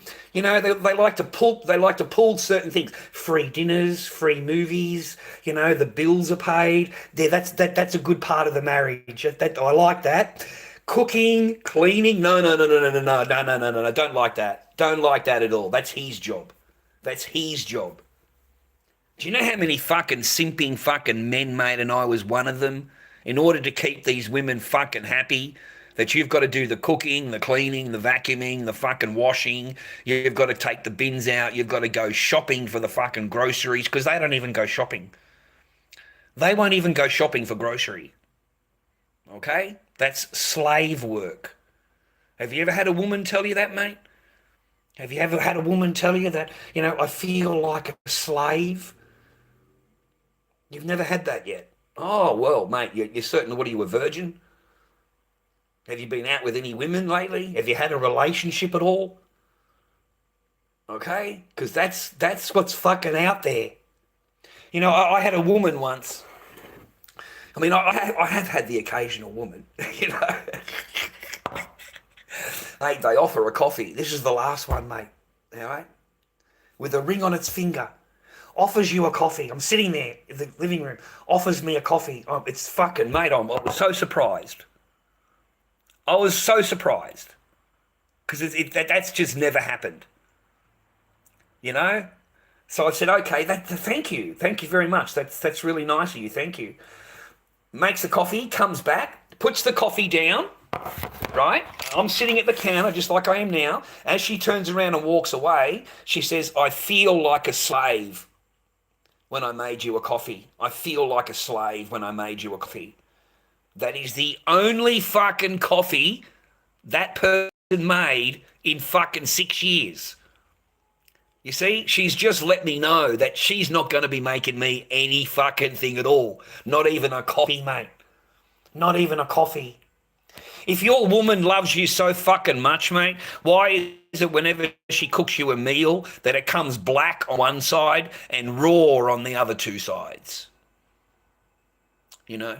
Why does your steak look like black on one side and uncooked on the other?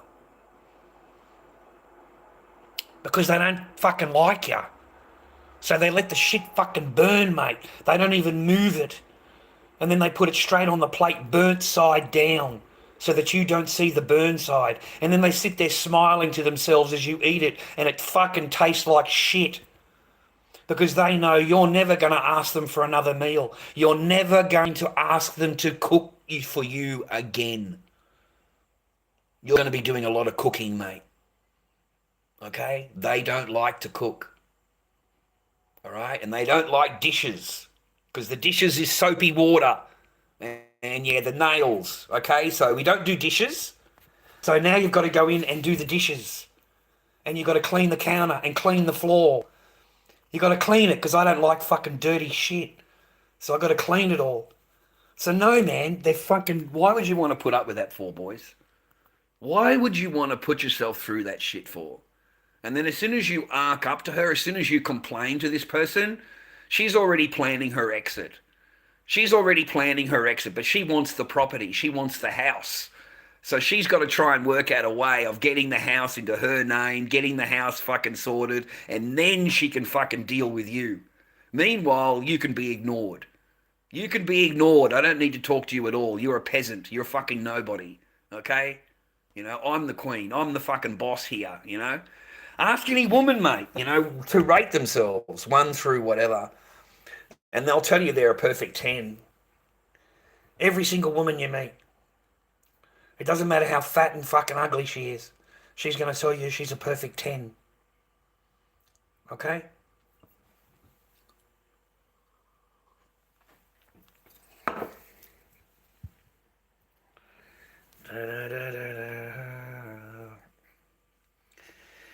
Well, you were lucky, mate. Ah, yes, Qian, yeah. Yeah. I speak the truth. I speak the truth, man. Yeah. You've got a 20% chance, Qian. 20% chance of meeting a loving woman that will love you as a man and never do wrong by you, always thinking about you. You know, you've got a 20% chance. Okay, 80% chance divorce rate is in Australia. 80% initiated by women. It's 80%. So you've got a 20% chance of a good woman sticking by you, and you have a family and you're able to be a father and raise your children, and you get old together and you go through a lot of shit together. But nowadays they just get rid of you. That's why the divorce rate's so easy. It's so many. I mean, you just go to the phone and you just fucking scroll, mate. You know, you just flick left, flick right, fucking scroll. You know, they find some guy they're attracted to and they start talking to him, and he's the greener pasture. He's the new fucking, right?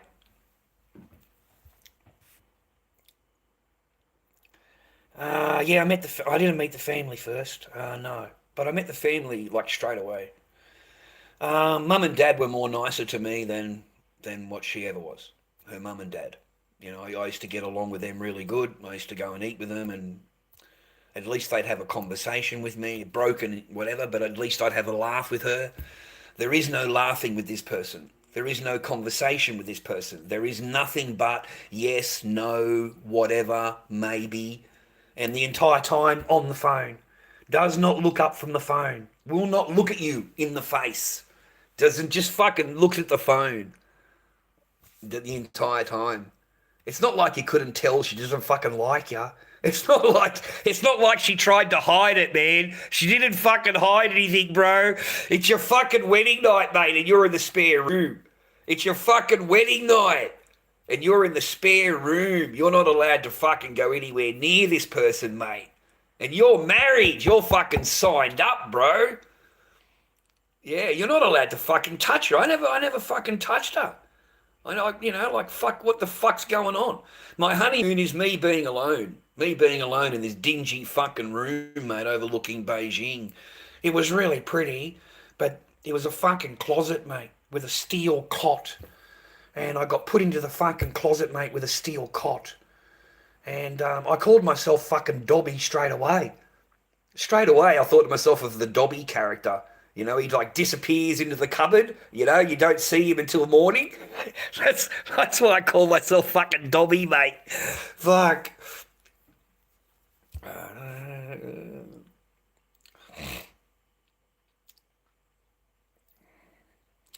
Well, no one likes doing the dishes. So what the fuck does that mean, you weak-ass fucking maggot?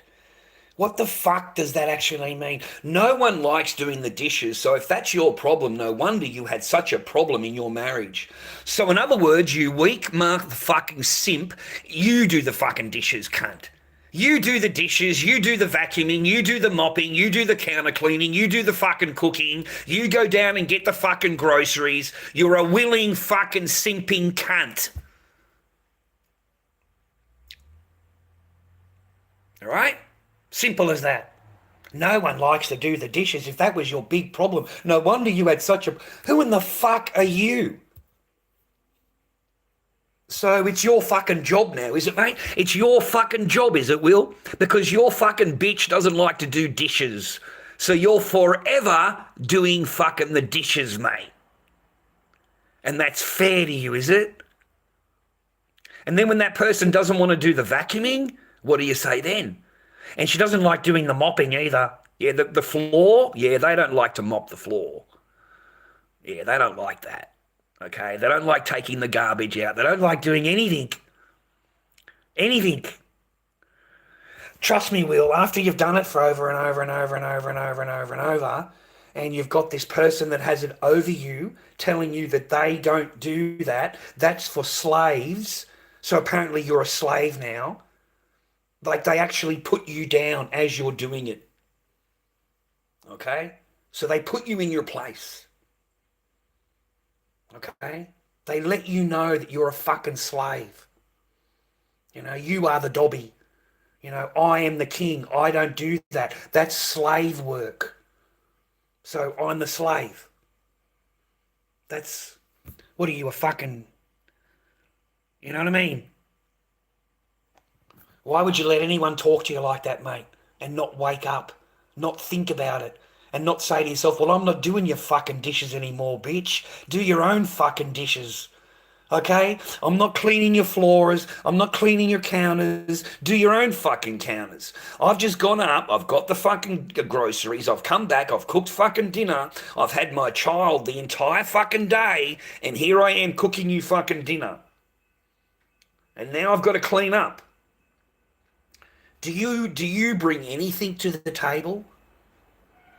You know, you don't talk to me. You don't say hello to me. You don't want to know me. You don't love me. What do you bring to the table, to the slave? You bring nothing. I really hope you don't meet someone like that, Will. I really don't.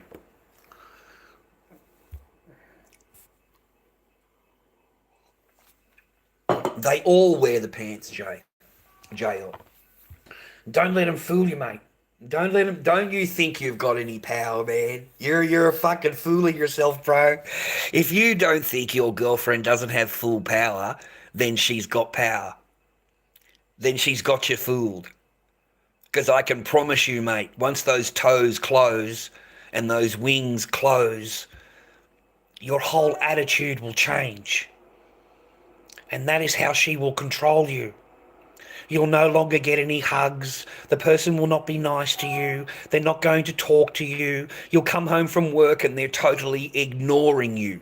They don't even say hello to you. They will walk past you in the house and ignore you. Ignore you. Okay? Because you did something yesterday or last week, you said something that she didn't like. So now the legs close. Closed. There's no more joy, mate. There's no more jiggy. There's nothing. Okay? And she'll withhold that for a week, 2 weeks, a month. A month. A month you've got to put up with this person being this way.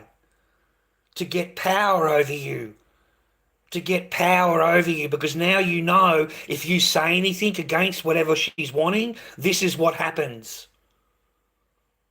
So you hesitate, mate, the next time, because it's a fucking horrible existence. It's a horrible, horrible life being ignored. Like it truly is. It's a horrible, horrible thing.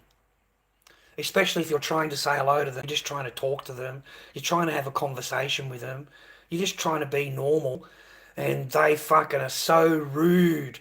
You know, haven't you got something to do? Haven't you got the dogs to walk? Can't you take Echo for a walk? You know, just cut you straight. Have you ever been talking to a woman, mate, and she just cuts you straight off? Just cuts you straight off. You know, you don't even get 2 words out of your mouth, and she cuts you out, mate. And says, oh, can't you take the garbage out? She doesn't want to hear what you're saying. She just fucking bang, cuts you straight off. Your wife is going to be very good at that. Your wife, oh, she's going to be an expert at that. An expert. No. You get very tired of it, mate. You get sick of it, and you won't be apologising anymore. You'll just get the shits like I did. You'll get the shits like I did, mate, because it's like driving down the road, JL, right? And you can see a truck coming for you. You can see the truck coming for you, so you veer over a little bit, right, to let the truck pass, you know? And then this person's on the other side fucking dragging you back into the lane again.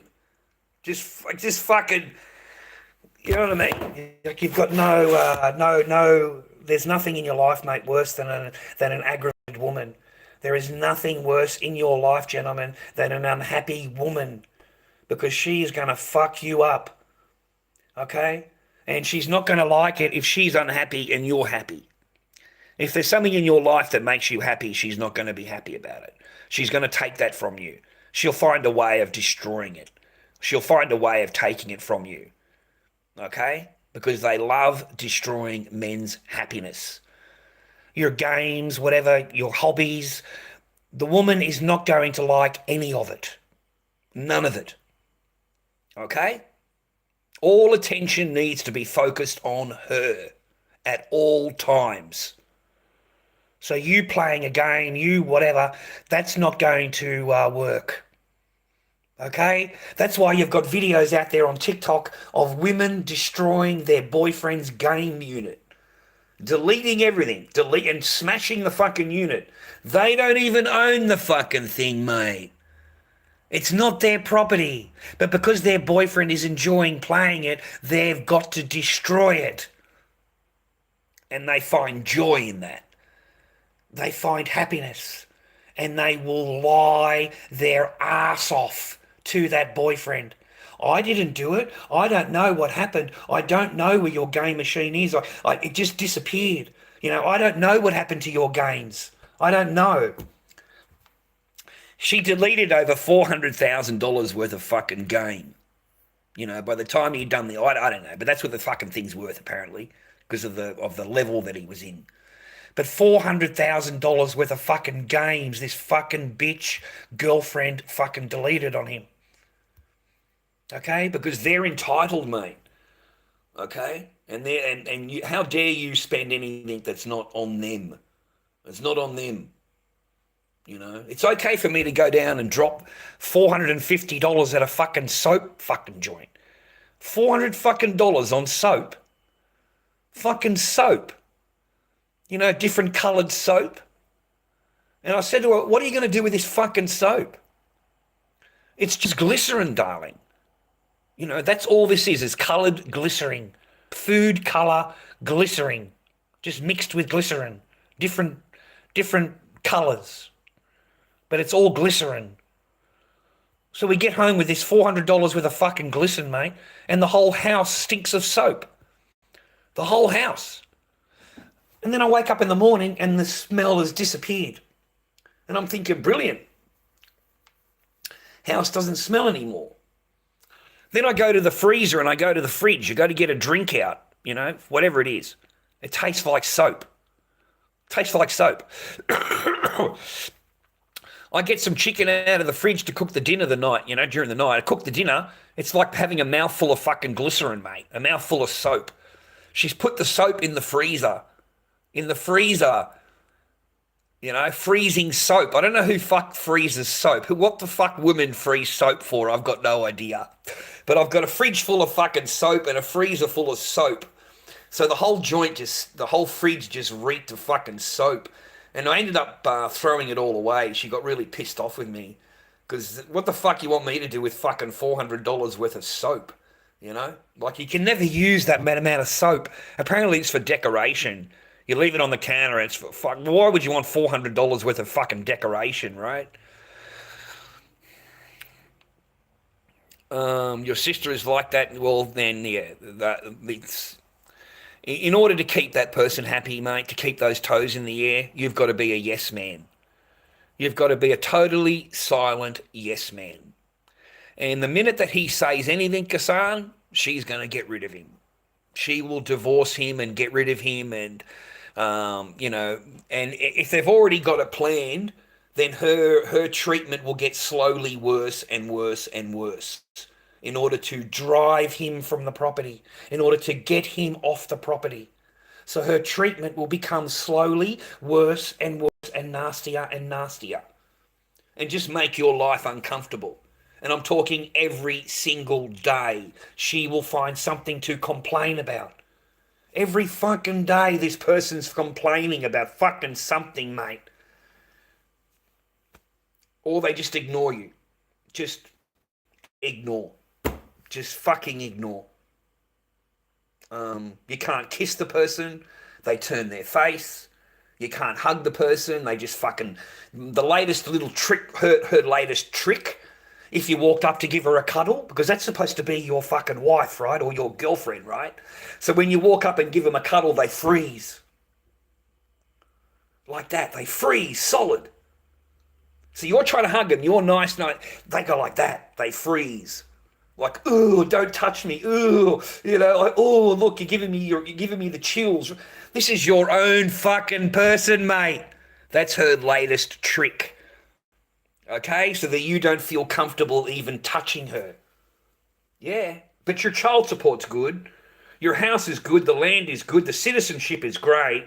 I love living here. But yeah, you've outdone your purpose, mate. You've outdone your fucking warranty, bro. You know, you've lived your purpose.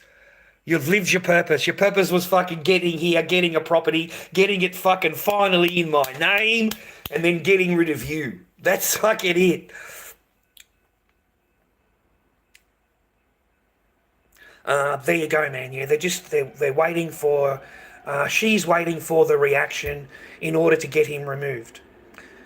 She'll have him removed, Qian. It's one phone call, you know, like mine. One phone call, I live in fear. That's it. That's all she had to tell the copper, is I live in fear. You know, I've never laid a hand on this person, man. Like fucking ever. I'm living in a garage. I'm locked out after 8 o'clock at night until 7 o'clock the next morning. This person locks me out of the house. Locks me out of the house. I can't go to the toilet. I can't get a drink. I can't make a fucking coffee. I am in the fucking garage, mate, lodged. And I haven't done anything wrong. I haven't done anything wrong. Apparently this person's said, oh no, at night time, you're going to grape me. At night time. So at night time, I need it locked, and then when I get up to go to the toilet in the morning, I'll unlock it for you because I feel safer. So apparently all men, when it goes dark, they're a rapist until 7 a.m. At 7 a.m., they're fucking sweet, okay? You can be hanging around them. But between the hours of 8 p.m. and 7 p.m., yeah, they're all grapists. Every man's a grapist. That's the logic that they used. That's the logic they used to lock me out. You know? You know, you're a danger to me. I'm afraid that you're going to come into my room and you're going to do this, and I'm not coming into anybody's fucking room. I said, it's amazing that, you know, that, love, I said to her, you know what the amazing thing is? I said, in 6 years, you've never been in that room. In 6 years, you have never knocked on your own husband's fucking door. Ever. You've never walked in the room. Not a single fucking time. And now you're suddenly in fear, are you? You're in fear of this person, are you? You know what I mean? Like they go in and they lock their door, mate, in the bedroom. They lock all the doors. Fucking, like fucking, mate, I've never been in the room ever. Like, fuck that. This bitch knows karate, man. She knows karate. She knows how to fucking really throw a punch. She knows how to give a good kick. Like, I've been kicked quite a few times. I've been elbowed, mate, quite a few times into the chest. And that was during the day. So why in the fuck would I want to go in there at night time? What for? My daughter's asleep, mate. My little daughter's asleep. So just fake and false accusations, man. And they get you into the spare room. You know, I come home from work, mate, and all of my stuff was moved into the spare room. I didn't know what was going on. But apparently I'm going to be more comfortable and sleep better if I'm in the spare room. That's what I was told. So I was moved into the spare room, and that's where I stayed. I think it was the second month we were together, something like that, 2 or 3 months. So even before the honeymoon stage is finished, you're in the spare room. Okay? Honeymoon season's normally 6 to 12 months, where everything after you've just married a person, everything is clockwork. Everything is running along perfectly. You know, the person's all over you. You're shagging. You're fucking sleeping with her.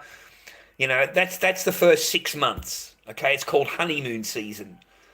And I didn't even get any of that. Like, none at all. So...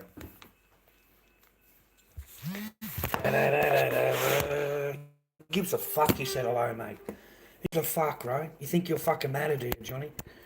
What the fuck, man? Gives a fuck that you said hello, mate. Who cares? Who fucking cares you said hello, you fucking entitled little fucking peon? You come into my chat and I'm talking and I've got to drop everything because you open your fat fucking head?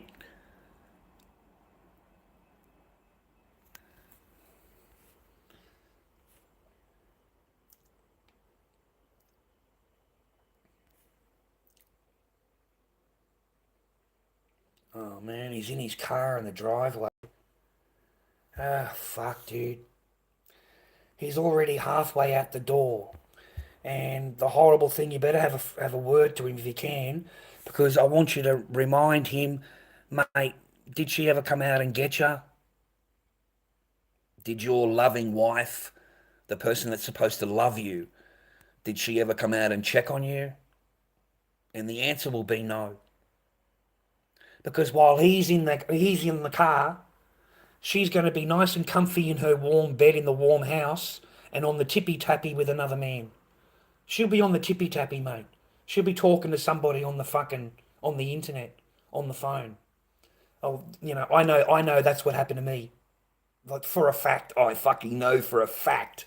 I know for a fact that's what happened to me. You know, while all this shit is going on, mate, mine's tippy-tappying another man. She's fucking tippy-tappying like no tomorrow, mate. She thinks she's met a multi-millionaire that lives in Brisbane. A multi-millionaire has contacted her out of the blue and is telling her how great she is and how devoted he is and fucking how much in love he is and So the entire time that I was going through that, sleeping in the garage and all of that, this person was tippy-tapping. Okay, so while she's got her little flippy flaps fucking opening and closing and all excited about the Gmails and the fucking what she didn't realise, mate, it's a troll. And everything he said is a fucking lie. And he's a fat fuck that lives in Queensland, mate, on Centrelink. He's the fattest, ugliest fuck you could ever look at, bro. And he thought he was sweet, mate. He thought he was so fucking sweet because he put all this time into it, all this effort into the talky tippy-tappy, right? But as soon as they did a video call and she's actually looked at him and realised that she's been fucking played, she put him on the block. But still devoted, what, a month of your time? A month of your fucking life, mate? You still devoted to it? Still talked? Tippy-tappy, tippy-tappy, tippy-tappy. They love a tippy-tappy. But very funny when I found out, Qian. Oh, mate, I laughed and laughed, Qian. You got no idea, mate. I fucking laughed. Because you know how I found out, don't you? Because he's a fucking troll, you dumb bitch. And the troll has sent me the fucking messages, mate. He sends me the fucking things, right? He's told me everything, mate. He's told me everything. He's told me everything. He said, you know, Chad, he said, I've fucking got to admit to you. He said, I never really liked you. He said, I really, he said, a lot of the things you were saying I was offended at. A lot of the things you're saying I just didn't like because you were, against the woman so much. He said, but as I'm talking to her, the things that she's saying to me turned me off her. Just the things that she was saying about you and about your relationship and about that it just turned me off. And you know what did it for me, Chad? What really signed it for me? I said, what's that? He says, you've got a 4.5-year-old, 5-year-old daughter, and she is telling me that your daughter doesn't want to see you and doesn't want to spend time with you. And, your daughter is telling her mother that she doesn't want to see her dad. And he said, I'm a father. And father comes first. And he said, if you're trying to convince me that a 5-year-old child doesn't want to see their father, then you're fucking insane. You're insane. There is no 5-year-old child out there, Chad, that does not want to see their father. None. Not a single fucking 5-year-old child is going to look at you and go, I don't want to see my father. So she lost me. She completely fucking lost me, mate. I didn't want nothing to do with her. And that's why I came now to speak to you and let you know that I'm fucking sorry, mate. I'm sorry for the way that I was thinking about you and the way that I spoke to you and the way that fucking, until now, until I worked out fucking really, what the fuck happened. Yeah. Swear to God, mate, that's truth. That's the absolute truth.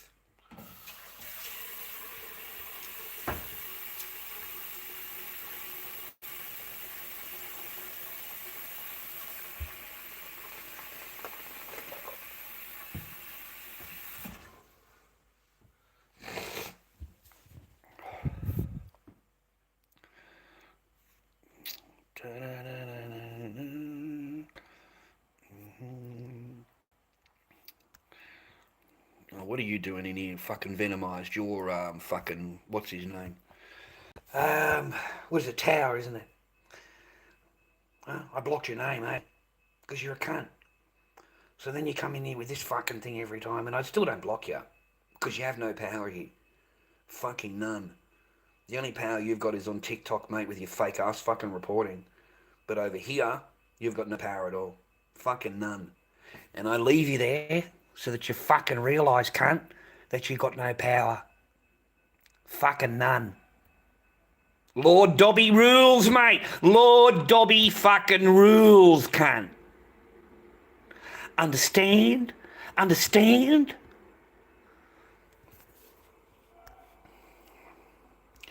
lorddobbyking@gmail.com, blokes. PayPal, lorddobbyking@gmail.com.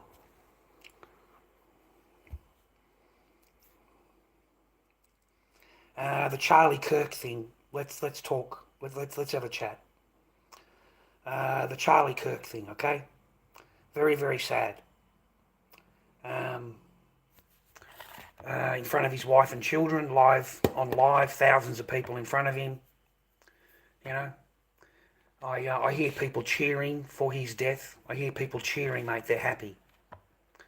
Those kind of people, mate, are pretty disgraceful in my eyes. A little bit disgraceful in my eyes.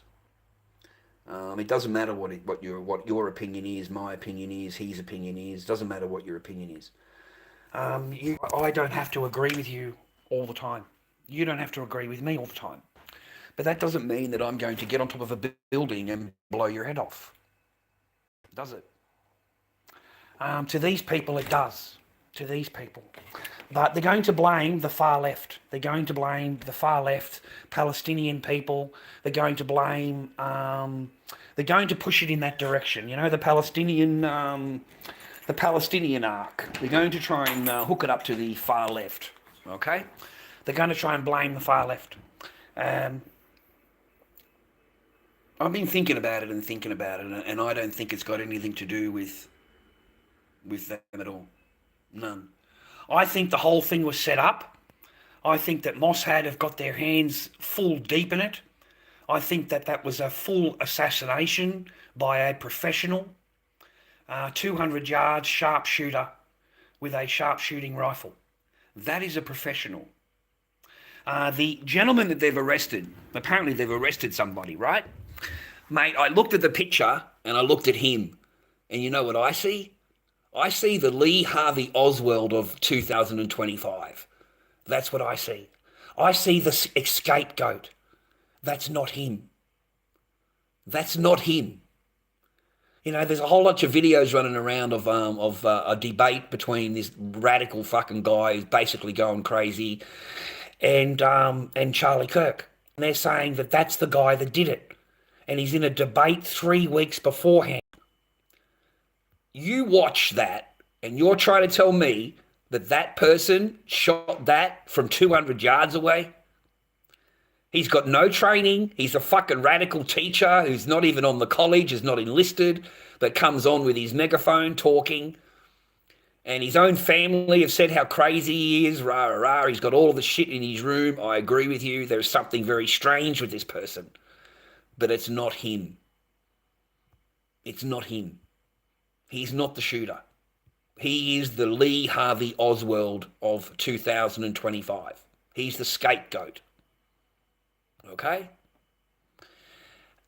You know, I don't agree with I don't have to agree with things. You know, I believe in free opinions, free speech. I don't have to agree with you. You don't have to agree with me. It doesn't mean that we're enemies. You know, it doesn't mean that you need to silence me because you don't like my opinion. So you need to silence me. It didn't come from us. It didn't come from any of the public. It came from a bigger picture. A bigger picture. You see, you know, for ages and ages, Charlie, he was on Israel's side. He spoke up about the G. He spoke up, you know, about everything to do with Ishmael completely. And then he had a meeting with Candace Owens a few months back. And they're really good mates. And he started to turn. I don't know if you know that or not about Charlie, but he started to turn.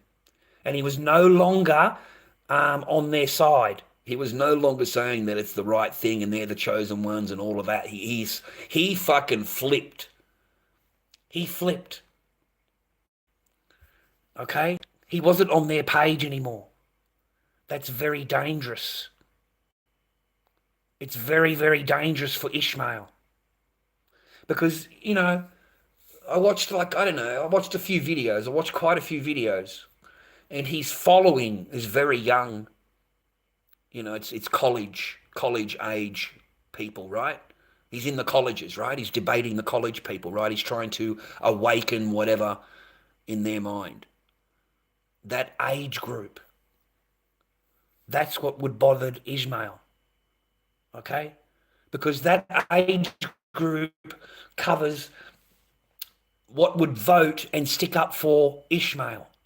Normally those people would be on Ishmael's side, right? They're not on Ishmael's side no more. They've had a full G sent to their phone, mate. They've seen it all.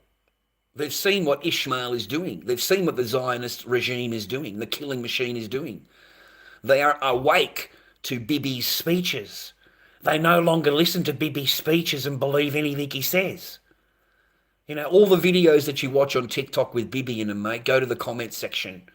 And you'll find a few there at the top, you know, because they keep them at the top, you know, good on you, free, you know, you're the best, rah, rah. You scroll down a bit, mate, and you get to the real comments, and everybody calls him a fucking, you know, this cunt's got fucking arrest warrants out for him, mate. You know, he's international fucking arrest warrants for genocide. You know, like, this is pretty serious charges, right? So getting back to him and how it ties back, because if you look at the crowd, you look at the thousands of people that were there, and whether you like him or not, he still generated thousands of people to come and see him and to listen to him and to hear him.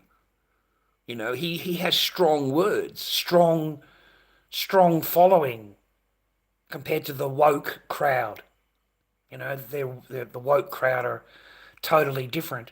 So that demographic, as it grows up, is no longer going to support Ishmael. Okay, Ishmael is not going to get the support that it had from the generation that's before. Because this generation has had a televised fucking thing to their phone. You know, a full-on genocide to their phone, mate. You know, in 4K. So they're against fucking Ishmael. This generation in the colleges, mate, yeah, they're no fan of Ishmael, mate. They're not. Okay? They call it out, they yell and they scream and they protest, and they're not on Ishmael's side. Okay? And then Charlie comes along and he gets that ear, mate. He gets that power. And he's got those thousands and thousands of college students listening to him. They need to get rid of him. Okay? If he comes out, and what Charlie was saying, some of the things that I've seen him in some of these interviews against Ishmael, which is what he was doing, that's not good. That is going to turn every single person that listens to this guy against Ishmael.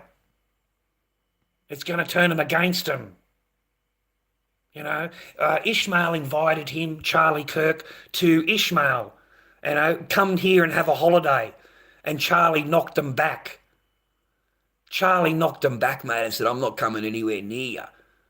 One of his private friends put a tweet up, one of his friends, his personal friends, and said that Charlie is terrified that Israel is going to kill him. Terrified. Okay, terrified, because he knows, Charlie knows that his following is what Ishmael needs. They need to get that back on their side. They need to be able to pull at the sway of that public opinion back to them. Make them the victim again. That's why it's getting blamed on the far left. You know, the Palestinian supporters. That's what they'll come out with. They'll come out with he supported Palestine. So it throws the attention from them onto Palestine again and blames Palestine again. You see? And that's what I think it's about. If you look at the videos, there's videos that have come out on TikTok, and they break down the entire thing. Have you seen the two gentlemen in the back of Charlie? Have you seen them standing there? And they don't look like students to me, viewer. They look like undressed soldiers, mate. Military type people with normal t-shirt and shorts on. Have you seen the video where they break down these hand signals that these men are giving out? Because these men are quite clearly giving out the fucking nod, the fucking shake of the elbow, the fucking hit of the chest like that. Like they're really, really, like the army, whatever it was, broke down the signals. He says, this is to show the side is clear. This is to show for maximum where they want him to get hit. And the chest was marked out, and they've got a different marking for the face. And he said, that's the face mark. So they were planning it the whole way along. The whole way along. The whole thing was a setup. Okay?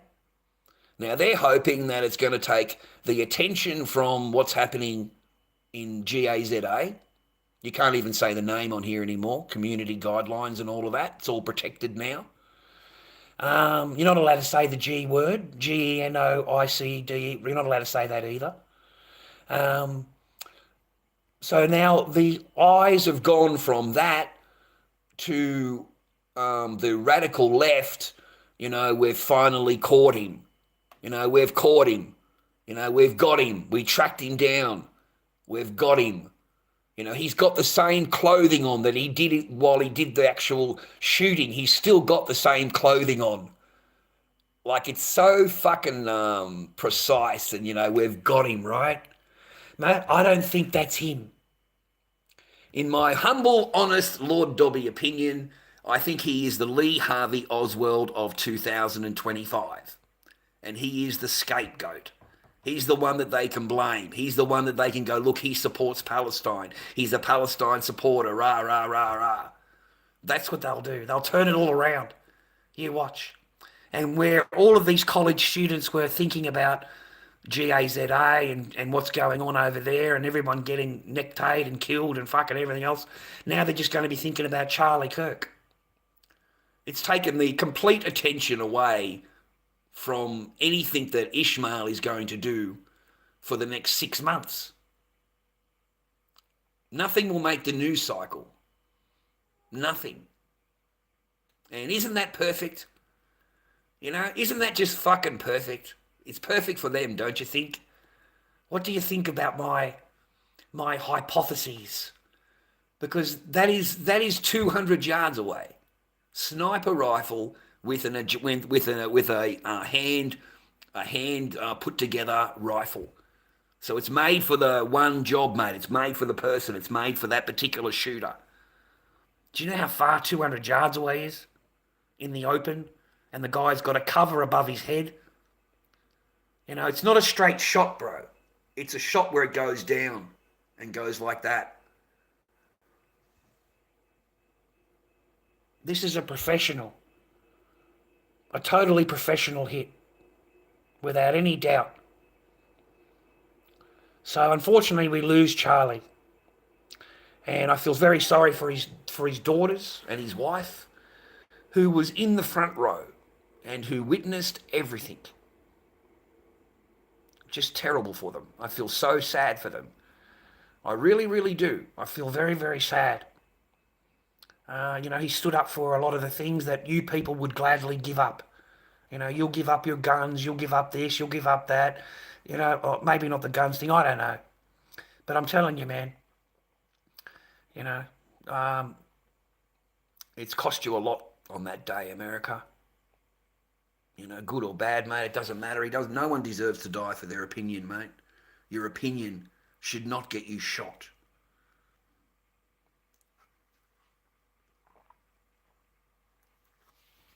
But I don't think it was opinion. I think it was political. I think the whole thing was political, mate. Okay?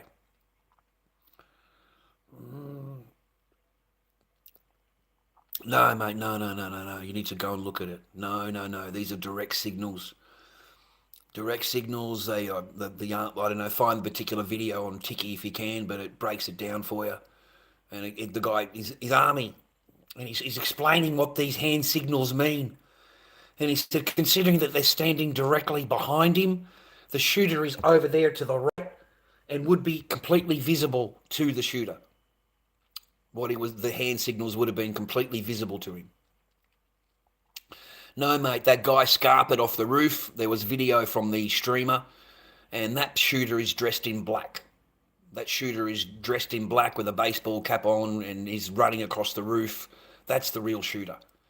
The other guy is a total patsy, an absolute patsy. The Lee Harvey Oswald of 2025, and has got nothing to do with the actual thing itself. I don't believe so. I was looking at the debate with him, and he did a debate with him, and they're saying that 3 weeks later this guy did the assassination. This is the guy that did it. And if you're trying to tell me that guy climbed on top of a fucking roof and shot 200 yards away with a sniper rifle with an adjustable fucking whatever it's called, the thing, I just don't see it. I just don't see it. I really don't. So that's what I think. It was a big fucking setup, and because he got too popular. He got too popular, man. Have a look at the crowd. You've got thousands and thousands of fucking people that turned up to see him. Thousands. Okay? Entire campuses fucking, like, no, man, that's way too popular. Now, if he comes out and says that I no longer support Ishmael and that, what's happening over there is wrong, and that's what he was coming out and saying. He was actually coming out and saying that.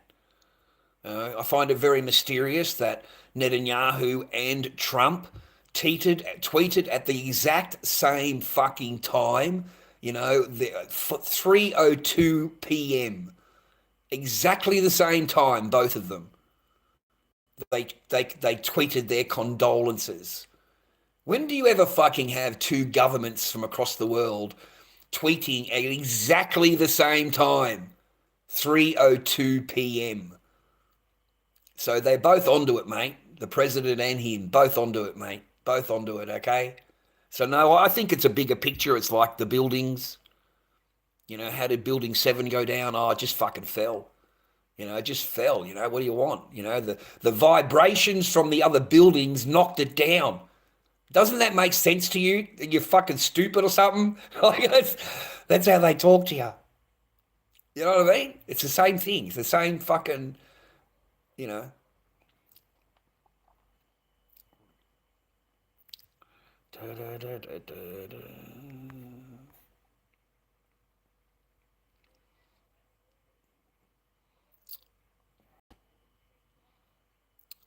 Yeah, he called it. Yeah, he actually um, put a tweet out and said that he's told his friend, one of his best friends, and his best friend or something went on the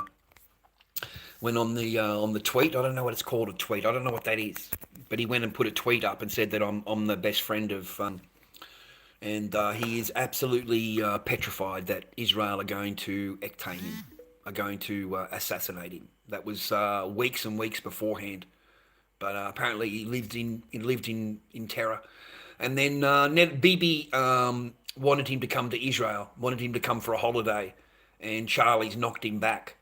Yeah, Bibi's not going to like that.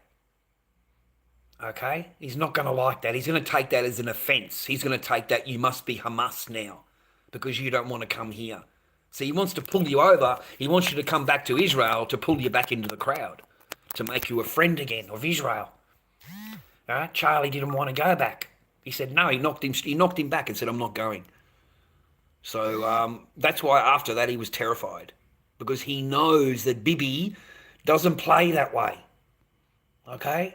You've got to be on his side or you are Hamas or Hezbollah. That's how he regards it. You're either with him or you're with them. Even though you don't want nothing to do with him. It doesn't matter. But you become an enemy real quick to Bibi. Okay? And I think it was planned. I think it was executed. And I think, they did it deliberately. Okay? It's not just some radical guy that woke up in the morning and got offended 3 weeks ago, decides to go out and buy a long range fucking high powered fucking, buy the telescopic fucking thing to go to a university 3 weeks later and try and ectate a guy from the roof. Okay? It just doesn't make, I'm sorry, no, the guy's a scapegoat. The guy is Lee Harvey Oswald of the 2025. All right? And the real guy is gone. The real guy has probably already left the country. He's probably already gone by now. So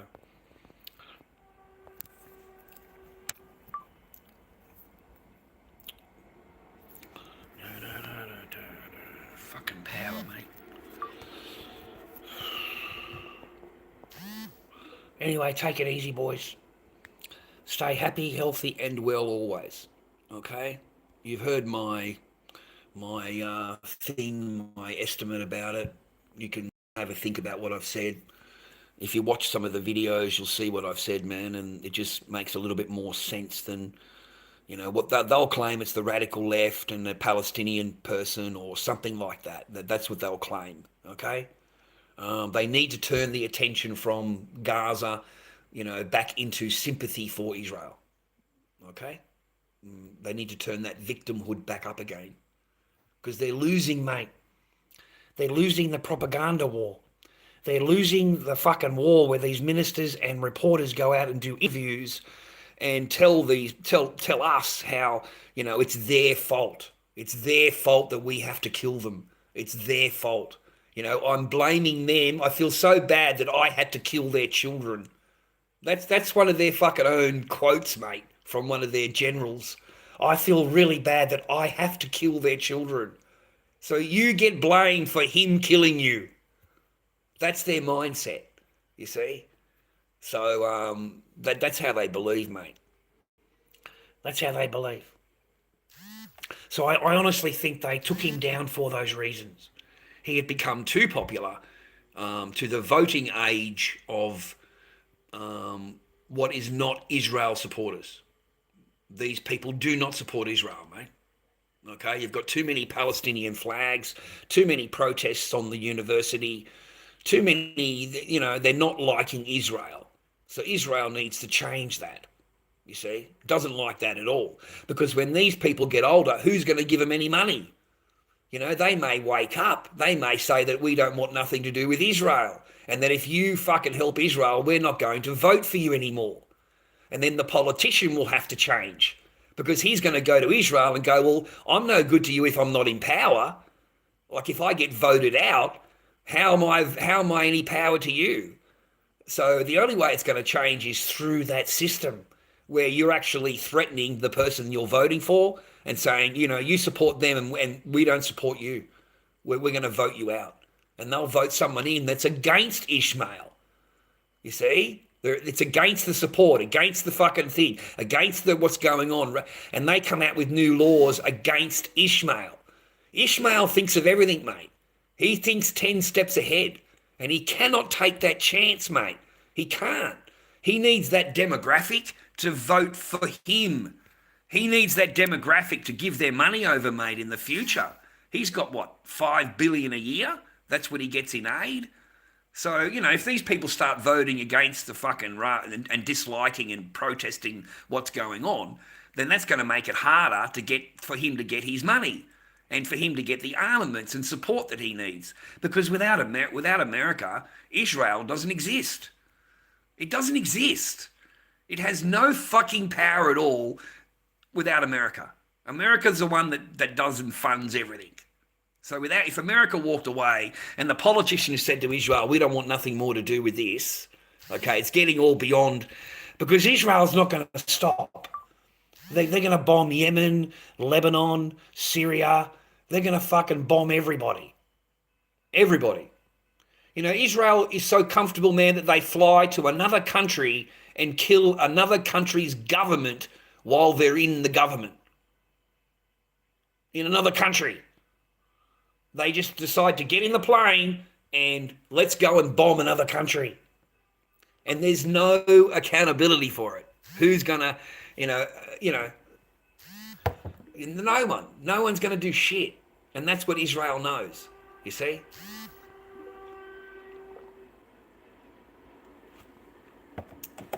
And that's why Charlie had to go. The Greater Israel Plan, the Greater Israel Project will sacrifice anybody in order to achieve it, okay, in order to get what they need. So those white liberals, youngsters, the university people, the white liberals there, and all those woke people that are suddenly protesting against Israel are now an enemy. You see, Israel regards them as an enemy. We need to change that. We need to get that demographic back on side. And how can we do that when we've got this guy talking so much smack? Okay? So they had to knock him off, mate. They knocked him off. Okay? They knocked him off. All right?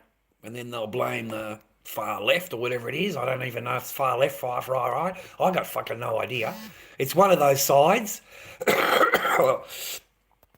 Everyone's too busy blaming left and right when really you should be just looking up and blaming what's up. Okay? Because we're normal people. We don't have left and right, mate. We just have up and down. Okay? Down is where we are. Up is where all these fucking politicians and millionaires are. And all we have is up and down. The left and right politics is just to divide you. It's just to tear the public apart, keep the opinions different, have them fighting each other. But in reality, the government has barbecues together, mate. The government agrees on everything together with the other side in order to get laws against you. Both parties come to the agreement. Both parties come to the agreement when there's a pay rise and they've got to vote for it. Oh, they don't argue for that. They fucking run in the chamber for that. You know, I mean, these dogs are on fucking $500,000 a year, mate. Our Prime Minister's on nearly 900,000 a fucking year or some shit. 800,000 a year or something like that our Prime Minister is on. That's his wages. Okay? So, you know, they don't give a fuck, mate. Politics doesn't exist. It's a fake paradigm. It's a false paradigm. It's a slave paradigm, a slave mentality paradigm, where you think you're doing something when you go there and vote. You know, you think it actually matters, when in reality, both sides are the same. Both sides work for the same people, and it doesn't matter who's in power. It's just, you know, one of us has got to be in power, you know, and we'll get it next time. But we're in power. All of us are in power. That's the whole idea. They're still in power. All of them have got their money. All of them have got their seats, you know. And if you don't go along with the government, especially in Australia, if you're a new senator and you've got an opinion, you've got something that differs from what they're saying, they are going to get rid of you.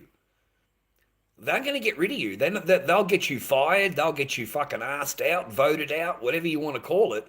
But they're going to get rid of you because you don't follow the paradigm. You're not following the story. Okay? Voting means nothing. Absolutely nothing. It does nothing. I don't know what the fuck you do it for. You're wasting your time. It's meaningless. It really is, because all of them need to go. All of them need to go.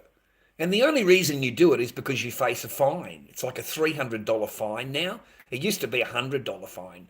Now it's $300 fine. Yeah? And that's why you do it, because you're under threat. You know, you feel threatened if you don't go. So that's why. You go and do it. You go and put a vote in.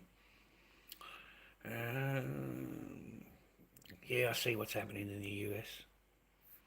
How can you not see what's happening in the US?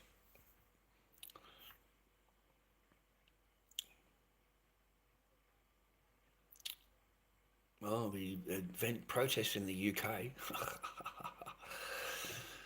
It's too late. It's too late for them. That's why they're protesting, because they realise it's too late. They can protest all they fucking want. It's not going to change a goddamn thing. Nothing. Okay? They have no political power. None of these people. None of them. They don't have any political power. The political power is with the Muslim. They're all council members, mayors are all Muslim. So whatever the fuck you're protesting about won't mean a goddamn thing. Nothing. Nothing to them at all. They're just going to laugh at you. They're going to laugh at you, and they're going to cancel Christmas. Oh, fucking Christmas is cancelled. Easter is cancelled. Everything is cancelled except for Ramadan. It won't matter. It won't matter. There's no political power. And it's too late. It's too late. You've handed the entire place over to them. You have handed it to them. You have imported fucking millions of these people. Millions. Millions. And illegals. Totally illegal. And if you think, if the men go and do a few grapes here and there and grab a few things here and there, if you think the mayors are going to do anything or the council members are going to do anything, they're not going to do anything at all. They're going to protect them. They're going to protect them. That's what they're going to do. So I would expect your crime to increase and go through the roof. Expect grape to go through the roof, because they have no standards at all, mate. from, say, the age of 9. Yeah, from the age of 9. Have you seen that horrific video, mate, of that father? You seen that horrific video? I think it was in Scotland or something. And he was walking with his daughter, and he turned around and his daughter's gone. You know, he got busy for a minute or something like that. He was doing something or whatever. Suddenly he hears his daughter screaming. Screaming. Like she's in pain. Screaming. And he could tell that it was his daughter. And it was coming from this house. So he starts banging on the fucking door. It's on live, mate. It's on the video. And he starts banging on the door, banging on the door. And the guy's going, no, go away, go away. So he said, you open the door, I'm going to kick it fucking in. I'm going to kick the door in. That's my daughter, rah, rah. Open the door up, right? He goes in, mate. His daughter's fucking stripped down. Stripped down, mate. A fucking child.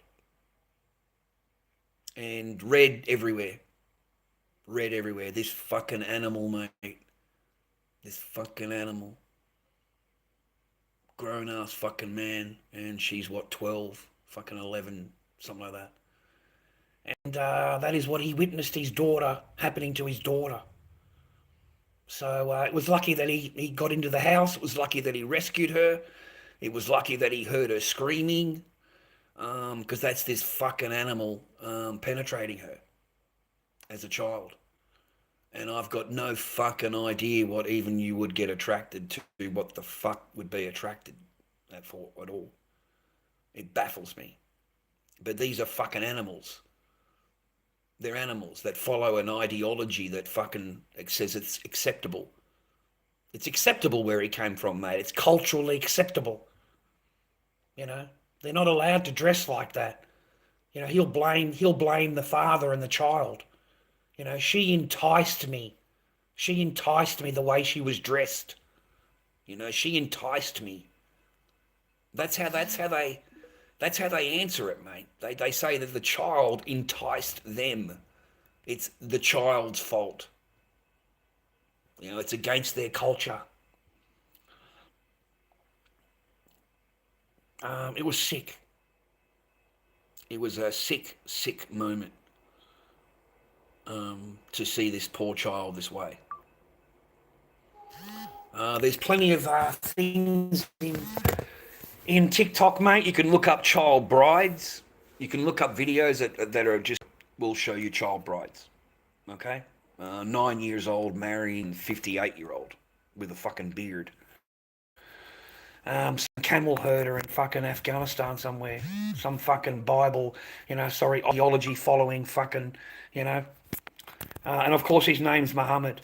Okay? They're all called Muhammad, mate. All of them are. Every fucking one of them are called Muhammad. Okay?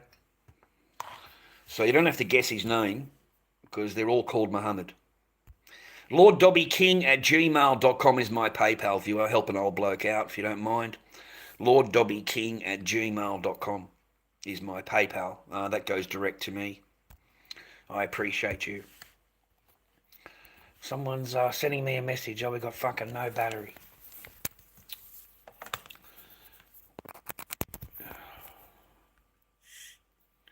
No battery. What's going on? Why can't this thing fucking work, mate?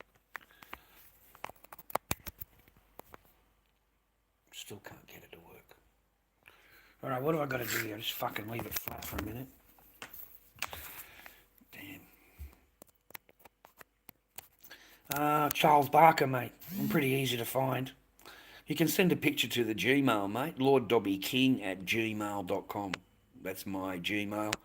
You're welcome to send me messages, guys, or if you've got an opinion or something like that. But that's my personal Gmail account, the same as PayPal. Okay, you just put it into your Gmail, and it'll send me the messages or pictures or whatever of whatever you want. Happy to read any stories if there's something to share with the boys. I'm happy to share it. I know that all of the stuff that I've been going through, mate, has really affected me. Like on a personal fucking thing. I find it hard to sleep. I don't eat much. I've eaten. I had a bacon and egg sandwich this morning. That's all I've had. I've had a bacon and egg sandwich this morning, and I've just got no fucking hunger at all, mate. None. My head feels fucking numb. My brain feels numb. I I don't know how I'm gonna get over it, stop thinking about it. Rah rah. I just simply can't. I can't. I'm so upset how like you do everything legally, you do everything properly, you do everything that you're supposed to do. And at the end of the day, it can be taken away from you based on fucking lies and made up stories that did not happen, and you can lose your daughter, you can lose your children based on her lies with no evidence, no supporting documents, paperwork, no orders, absolutely nothing but you're this, you're that, you've got a DV order, you've got an AVO order, you've got allegations, you've got charges pending. Mate, I haven't got any of that. I've got none of that, boys. I've never been charged with anything like that. The trolls would have a fucking field day. The trolls, because they make videos out of that shit. I mean, if you know what I mean, if they was charges or I'm due for court, the fucking trolls tell me before I even go to court. The trolls put a video up telling me what date your court case is. Fucking, I didn't even know what fucking day it was, mate. The trolls would make a video and tell me. Like, 'cause it's public knowledge. It's public knowledge. If you're charged with something and you go into court, it's public fucking knowledge in here. All you'd have to do is go to the fucking justice. I don't know how you do it, and put my name in, I think. I'm not sure. But you can look up cases made in Australia like anywhere else in the world. And I'm not up for. The boys know that I've never done anything, mate. I don't have any of those kind of charges. Never been in any trouble in any way. And if I did, it was years and years ago, and that should have nothing to do with me being a father. Nothing to do. That's the other thing. It's based on your police record. Your police record, the family report, and the aiding and caring report. And they'll rely on the family report.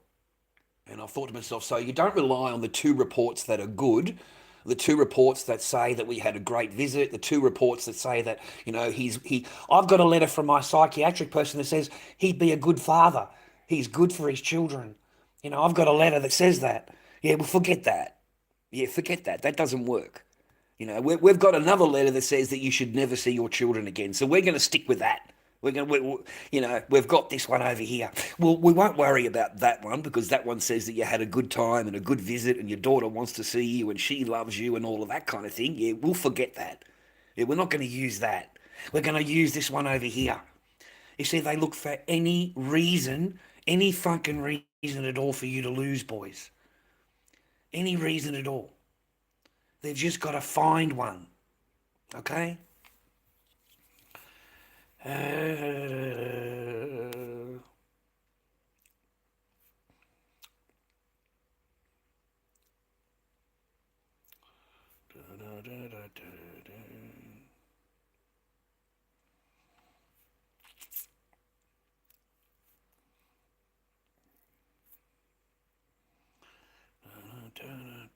It's a beautiful day in the neighbourhood, a beautiful day to be a neighbour.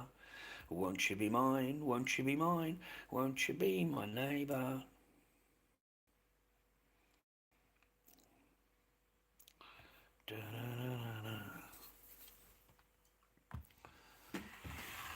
I only hope you can find love. I hope you do, boys.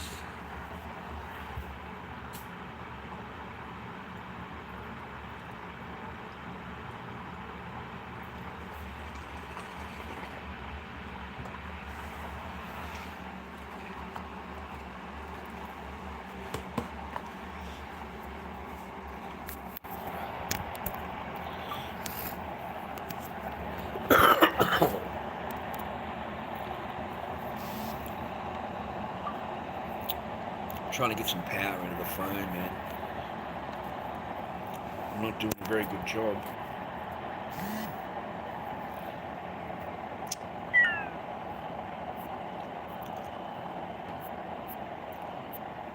Mate, I can't wait for tomorrow. Crawford versus Canelo. Crawford versus Canelo, mate. It's going to be legendary, man. It's going to be a good fight. It's going to be a good fight. I can't wait, man. I really can't. I look forward to the fight tomorrow. I look forward to finding it on TikTok. I imagine it'll be on TikTok somewhere. But I think it'll be a good fight, Canelo versus Crawford, man. I don't think it's going to be a walkover for either of them. I think it's going to be. So, she's nearly 10. Should be 10 in December, in November. The 11th month of November, she'll be 10. We haven't seen her since she was 5. Okay, that's the last time we seen her. We had a really good visit. My aiding and caring report is wonderful, and it showed that my daughter loves me and wants to see her dad. And it was incredibly hard on the day, because we didn't want to leave each other. My daughter didn't want to leave, mate. Okay, that's the truth. She honestly didn't. She didn't go running away from me because I'm a bad dad. She was crying a little bit. She was upset because the person that was supervising me told her that she promises that you'll see your dad again and I'll organize another visit for you. And, this is not the only time you'll see your dad, okay? And they had to persuade her to get her to go with them, back to her mum. And it's the drop off that's the most important part. It's the child getting out of the car to the front door. It's the reaction of the mother. It's the words that were spoken between the child. That person writes down everything. Everything. Okay? And it's fucking sad. It's sad. You've got a little girl that wants to be in her father's life, wants to be in her mum's life. She's apologizing for me. And she says that dad said he's really, really sorry. He's really, really sorry. Can he come home now? Can he come home? Like she's asking her. I'm such a bad guy, yeah? Such a bad father. So it was very sad, mate. And that's why she cancelled all contact. She cancelled them. She phoned the contact centre up and made a complaint against them after the report. She made a complaint and refused to use them again. Refused to use them. Said, I'm not going back there. She wants a report where it says that I'm a bad guy. That's what she needs.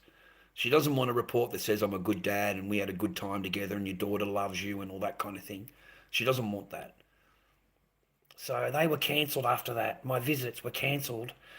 She decided to... So I sent the Frankston Contact Centre, which is free. And I send her the envelopes to fill out the information, which is part of the court order. And they're sent back to you. They're just ignored. They'll come back as empty envelopes. So the person's taken the paperwork out, sealed them back up and sent them back. Or she just sends back the envelope. So no paperwork inside. I sent 6 times. 6. She's not going to fill anything out. It's just not going to happen. They have no intentions of you seeing your child ever. None. None at all. And they have a lot of gall. Women have a lot of gall. Even when I was with the person, I was sitting there watching TV. I'll never fucking forget it, viewer. I'll never ever forget the things.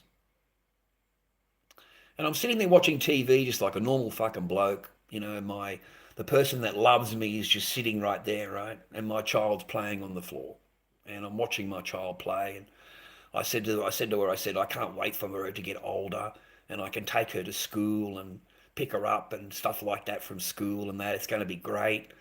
And I looked back at the television and I could hear her saying, you're not going to be here when she's in school. You said it directly to me and you thought I was fucking stupid. Like they'll say it directly. They have plans, man. Plans, brother. The planning is full on. Already planning back then to get rid of you by the time the child is in school. Okay? You're not doing anything wrong. You haven't abused anybody or yelled at anybody. You're just sitting there watching fucking TV, mate. You haven't done anything wrong. And this person just drops it, mate, because they don't think you're listening, you see. They don't think, because I pretended I didn't hear, but I fucking heard. I didn't know what to fucking do. Because I know if I say anything, she's just going to argue more back at me and blame me. It's going to be my fault. It's just not worth arguing. It's not worth mentioning, really. Let her fucking, because you're just going to get in. It's going to be your fault. It's always my fault. Whatever the fuck it is, it's going to be turned around as my fault. So there's no good questioning it. But I was told that straight to my back. So they're pretty. They've got a lot of gall, mate. A lot of balls. Yeah, because they've got a lot of power, mate. Once those toes close up, mate, that's it. Once the toes get fucking closed, they've got all the power, you see. Yeah, that's what happened. Yeah, that's a promise. That's facts, real shit. So plenty of chances to realise what's going on. You will be given chances, gentlemen. You either wake up or you don't. You either realise what has been said to you or you don't.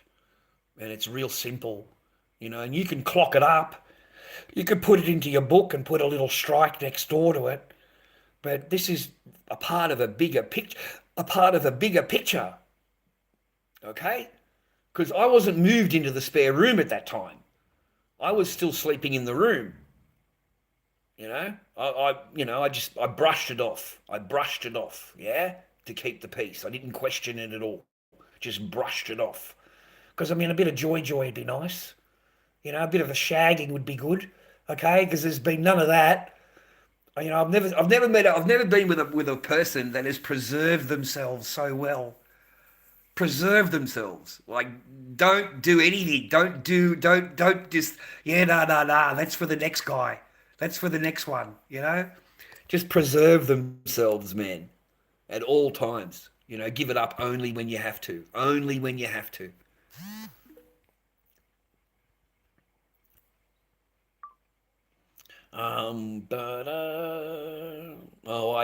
You should be, when gentlemen, these young blokes on TikTok, you see them on TikTok, and they're like, I wish I had a girl, and I wish I could get married, and I wish I could meet someone. Mate, they've got no fucking idea, bro. They are going to get churned out, bro. They're going to get chewed up and fucking churned out, mate, let me tell you. They have got no idea of what's fucking in front of them, mate. None. They're in this Disneyland thing, they're going to meet a good girl and everything is different for me and she's special. That's not going to happen to me. And mate, we've got 80% divorce rate now, initiated by women, 80%. Those are just facts. So, the nice person in front of you, when they say that they love you, how much they love you and how much they'll always be together and how much, we'll never be apart, you'll always be I'll always love you, we'll always be together, and the famous last words, don't you trust me? Mate, if you hear a chick tell you that, fucking trust me, mate. Whatever the fuck she's talking about, the bitch is out to rob you.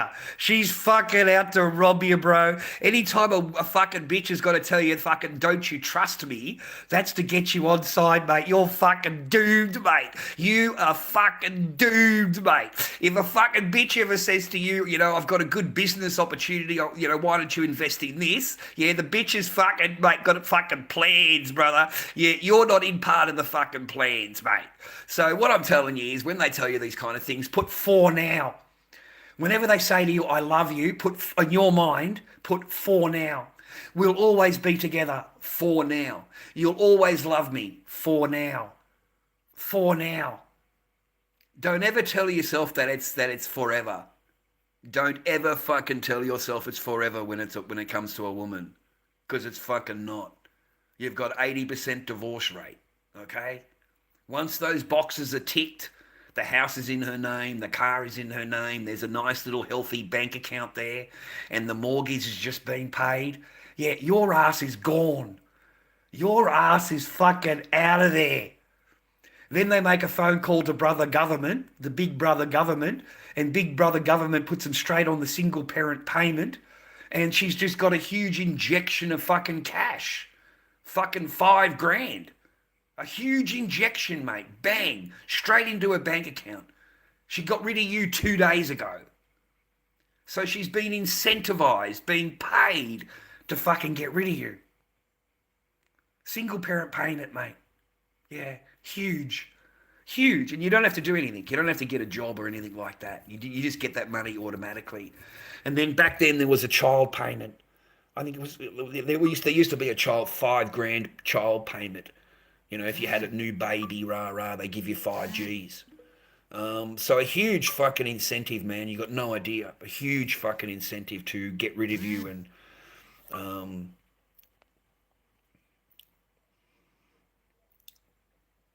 I don't know. I used to say to my chick, you know, like she was really pretty. I found her, you know, sometimes she was really pretty, like comes out in a nice dress or something like that, or has her makeup done or whatever. And I'd say, geez, you look pretty today. And she goes, I know. Like they're such a fucking queen, mate. They're so perfect. You know, they don't even take the compliment. They go, I know. Like, how pathetic are you, mate? How fucking pathetic are you? You know what I mean? Like, there's no accountability. It's, I know, I'm just so pretty. I'm just, you know, you know what I mean? Like, that's what I got a lot of. I got a lot of, I know. You know, so, you know, like, you think you're so fucking hot. You know, you think you're just an absolute fucking model, right? You think you're a perfect 10, you know? When you look in the mirror, it fucking sings to you. You know, you don't see reality, you know? You know what I mean? But they'll look at you and call you fat, old and ugly. Oh, mate, don't worry about that. They've got plenty of judgment for you because you're a man. So, oh, look, you got a bit of a tummy? Oh, you're fat. You know? Look, you're getting a bit older. You're getting old now. Old, fat and ugly. That's what I got called. That's what I got called until I put my foot down. You know, when I got out of the shower, I was weighed. The person would stand there and have a weight machine when I got out of the fucking shower, and fucking the bitch is weighing me. She's weighing me, boys. And then the next night she's there again and she weighs me again. And then she tells me, look how much weight you've gained. Look how fat you're getting. That's how your wife will talk to you. That's how she'll treat you. You know? Yeah, she doesn't like fat cunts. You know, apparently she's not fat. Women aren't fat. They're not fat, mate. They're just big boned. They're not fat. You know, you're fat. Okay? They're not fat. How dare you? You know, they're a perfect 10. Yeah? I said to her one night, why don't you weigh yourself? You know, and then tomorrow we'll weigh you and see how much you've weighed. Oh, no, I weighed myself beforehand. I already know. I'm just concerned about you. So we'll just get your weight done today. Yeah. It's a real loving fucking generation of women that we have. Like real loving. Yeah. And you haven't known this woman for years and years, man. You've just gotten together with her. You're not a fucking 10 years down the track. You're just a couple of years in. And this person's fucking calling you old, fat and ugly. She weighs you as you get out of the shower to embarrass you. There's no shagging. There's no nothing, mate. You know, you gotta be careful of these women, man. They're fucking, some of them are just evil, bro. They'll use you for what they can get. And then they cast you on the side and get rid of you. They just use you for what they can get. Fuck Israel, you fucking dog rat. Fuck Israel, fuck you, and fuck your flag. How's that for you, you fucking rat?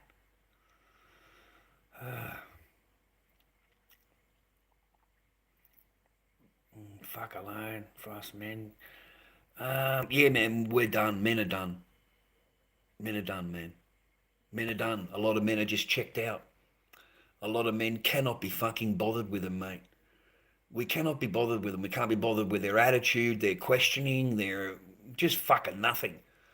There's a lot of men that I know, a lot of young men that are just fucking not putting up with their bullshit at all. At all. Okay? So there's a lot of wake up out there. And the rich ones, they're putting it in their mum's name. They're not stupid, mate. If they've got something to lose, they'll put it in their mum's name and not tell her. That they're not that stupid to actually tell the woman that.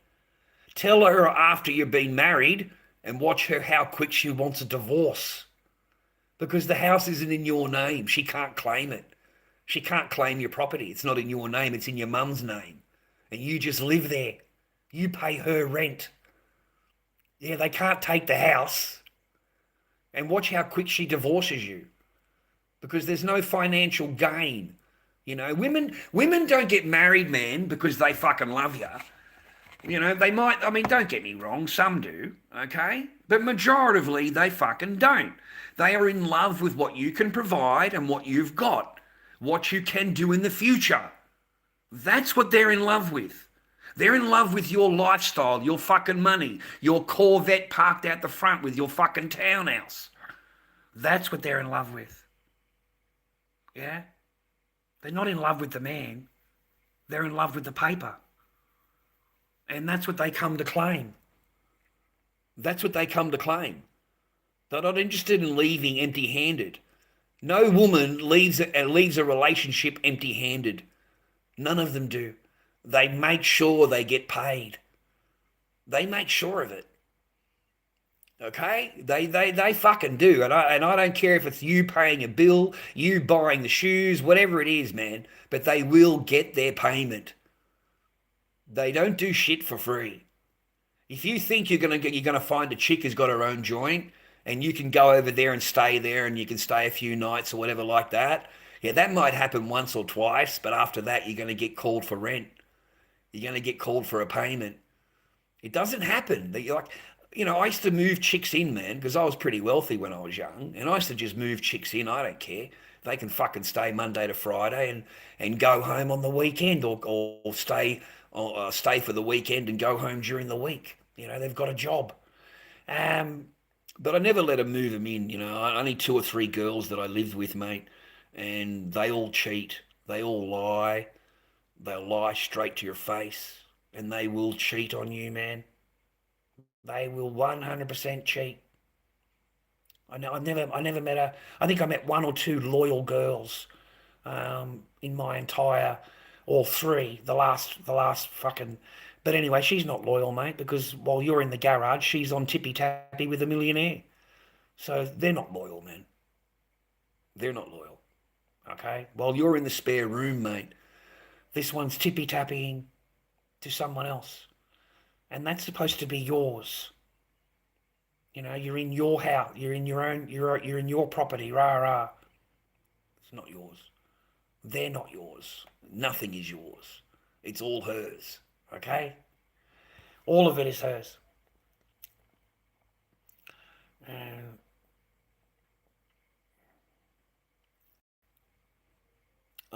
They're planning, man. It's all based on feelings. Yeah, you might be sweet one day. You've done everything correct. You know, you've ticked all of her boxes. You know, she's happy with you. It only takes one gesture. It only takes one thing that you say. And, you know, when she gets upset, she knows that you're going to suck up her ass and trying to make better. And so she knows she's got power. You see? So why would she want to give up her power when she gets it through complaining or being upset, or you know, because when they start ignoring you, you're like, what's wrong? Why are you ignoring me? I'm not ignoring you, and they just keep ignoring you. You know, the next day comes along, and the next day comes along. It's the same fucking thing. I totally ignore. Okay? Now, apparently you're upset about something that happened 3 fucking weeks ago. 3 weeks ago. And you want to fucking play the ignore game for what, nearly a month? Like nearly a month. Like, fuck's sake, mate. No, that's power. That is fucking power. You know, that's the kind of ignore game where you try and like make up with her. You walk up beside her, hi, hon, how are you? I love you. Give her a kiss and she turns her face. Or you walk up and try to put your hand around her waist and she gives you the good elbow into the ribs. Oh, fucking what an elbow, bro. The girl should be a fucking MMA fighter. Like, seriously. And the kicks and the elbows and the knees and the donkey kick. The donkey kick with this woman should be an Olympic sport, okay? She can hit the ball bag from fucking 4 feet away, mate. All right, perfect aim. Doesn't miss the ball, mate. Gets both sides. Okay, everything is hit. You know, Olympic fucking standard, mate, of quality here. So you learn not to even touch her. You learn not even to put your arm around her. You know, she's teaching you that. You don't learn it. She's teaching you that. And she's doing that deliberately to you. Okay, that's fucking abuse, mate. That's mind abuse, fucking body abuse. But when a woman does it, it's not abuse. It's not abuse when a woman does it. It's called empowering. She's empowered. It's only abuse if a man does it. If a man does any of the things that I've just mentioned to you, then he's an abuser. It doesn't qualify for a woman. It's not the same. They are allowed to do whatever the fuck they want, say whatever they want, treat you any way they want. And the only abuse is your response. Your response to that is regarded as abuse. And even if you're able to get your point across like a gentleman, you're not yelling or screaming, you are a gentleman, you're getting your point across, you know that you are in the correct, then she will complain about tone of voice. Your tone of voice is offending me. It's aggressive. I'm feeling scared. They get you on tone of voice, not just what you say. Well, I live in Australia, and that's the fucking laws here, buddy. That's the laws here. It's not just what you say. It's how you say it. It's how you say it. These fucking bitches have got it worked out for men, mate, where you can't even open your fucking mouth without making sure that what you say is not going to offend her, is not going to upset her, to make sure that she is going to be all right with whatever you say. That's what they teach you in the men's behaviour course. It doesn't apply to women. They can say and do whatever they want. You're not allowed to do that. Okay? So make sure you realize that you can get in trouble just for tone of voice. Not what you say. It's how you say it. They're offended at how you say it. Okay? Mate, they're not worth fucking talking to. They're not worth looking at. They're not worth trying to chat up. What the fuck, mate? You may as well just go and have a wank into a fucking tissue, throw it into the fucking bin, because that's the only fucking value they've got. That's it. They don't cook, they don't clean, they don't fucking talk to you. When you want, try and have a conversation with a fucking one of these strong, independent women. It's yes, no, maybe, whenever. There are one-word answers only. And you'll be lucky if she looks up from her phone when she's talking to you. Okay? That's facts.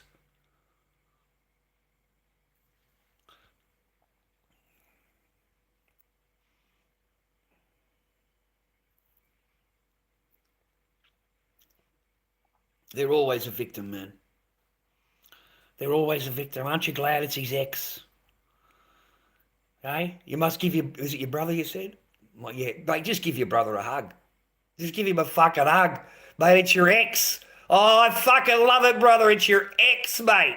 You don't have to look at a fucking whale, brother, every time you get in there. Those smelly fucking fishy fucking flaps, mate, with those big hairy fucking legs, bro, that never get shaved. Like fucking, you don't have to deal with that shit no more. Let some other fucking bloke believe how much they love you. That's the amazing part I laugh at, right? Is because they meet another bloke and they get told the same bullshit that you got told. They get the same fucking story, man. Oh, I love you so much. We'll always be together. I love you so much. They're like, I'm going to be the best girlfriend for you. I'm going to be the best woman in your life. Like, they promise the fucking world. They promise it all, man. But you and I both know they always go back to their same original flavour. They always do. They're never happy. It wouldn't matter the size of the house, how big your bank account is.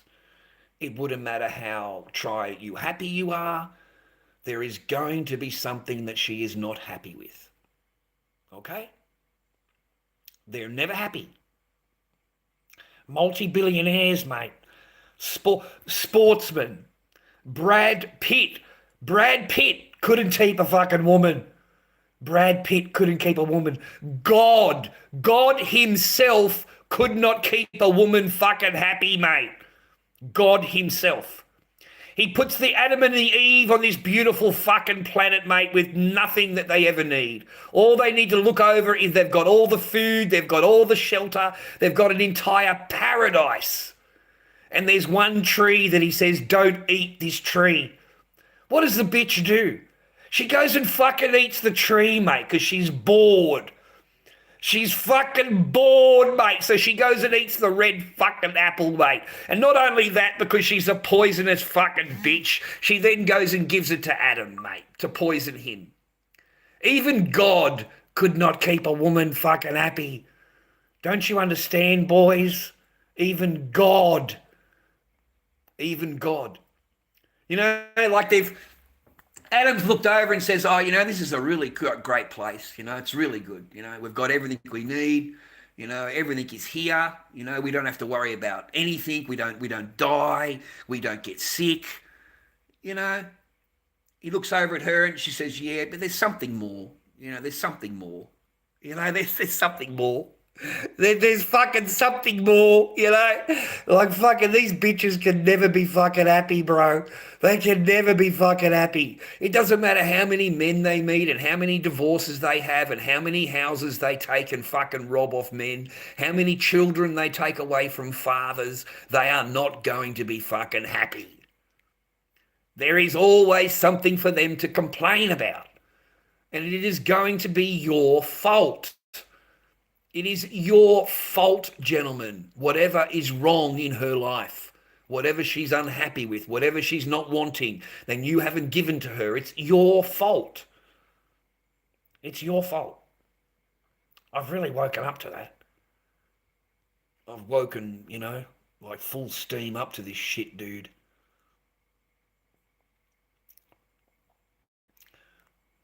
I think after receiving a letter, you know, that says that, you know, they're recommending that my daughter has no contact with me. My daughter has no contact with me.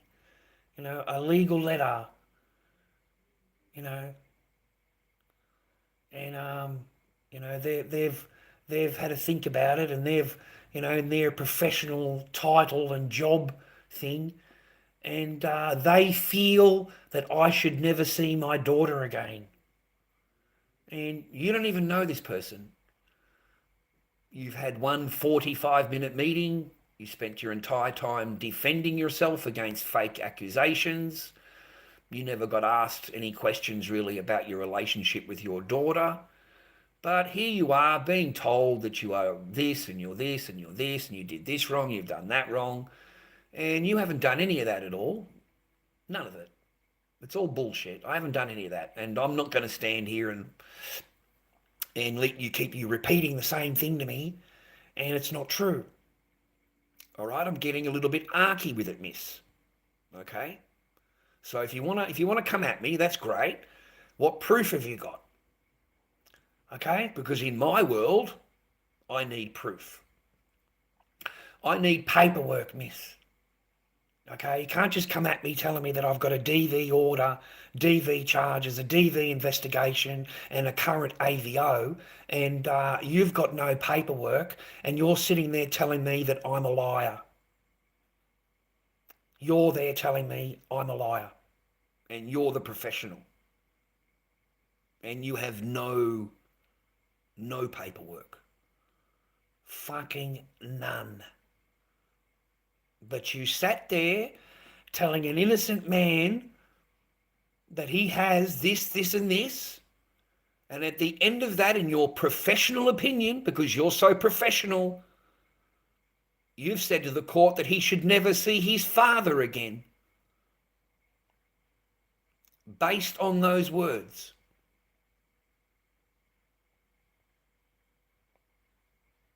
And apparently there's nothing that overwrites that gentleman. So my ex-wife basically wins, mate, by just ignoring the court order completely Absolutely ignore it. When we go back to court, just create more things to accuse. Anything you can think of. The last one was slapping Echo. Slapping Echo, viewer. A 5-year-old. You and I both know that's just not, it's disgusting and abhorrent to me to even answer to it. To even give it power is abhorrent and ugly to me. But that's what I'm accused of. And I told my lawyer, every time, in case you haven't noticed, miss, it's just accuse. She said, I've noticed. She said, I've noticed. She said, I really have, Mr. Barker. It's just accuse, accuse, accuse. And I said, the storylines. I said, there's a new story every time. A storyline that has never been brought up in 3.5 years, 4 years. Now I'm doing this to my daughter, doing that to my daughter. You'd think that would be the first thing you complain about. So they asked her that, and then they go and ask my daughter that, and my daughter says he took a dress from me. I don't remember what she's talking about, honestly, but she was upset that I took a dress. Okay, she's not upset that I'm beating the shit out of her, because that's what the mum has said. There's no mention of that. There's a mention of a dress. And I said to my lawyer, I honestly don't know. I mean, I don't, a 5-year-old wearing a dress anyway. But I don't remember that incident. And it's certainly not, that wouldn't be a reason to lose your daughter, because you didn't allow her to wear a dress. There's no mention of what I've been accused of doing to the child. There's no mention of that. So I don't know, man. Nowadays I'm fucked. I'm hung. I'm a hung man. Drawn, quartered, hung. Just waiting for the court date. Waiting for the court date to get called in and get absolutely hammered. Totally believed. All of this shit will be believed. All of these things will be believed. No proof is needed. No videos, no charges, no orders. But you'll be told that you have all of these things. Like it's mind-boggling. It's mind-boggling when you're in court and they accuse you of having, a DV and an AVO, and you're in fucking court and they ain't got no paperwork. But they'll sit there saying, yes, you do have it. You're lying, Mr. Barker. You're lying to me. I got called a liar at the report. I got called a liar fucking so many times. I really did. I got the shits with it, man. I got really upset with it. Because there was nothing worse than fucking after 3 years, and I waited 5 months to come and see her, and I come in and you're just accusing me.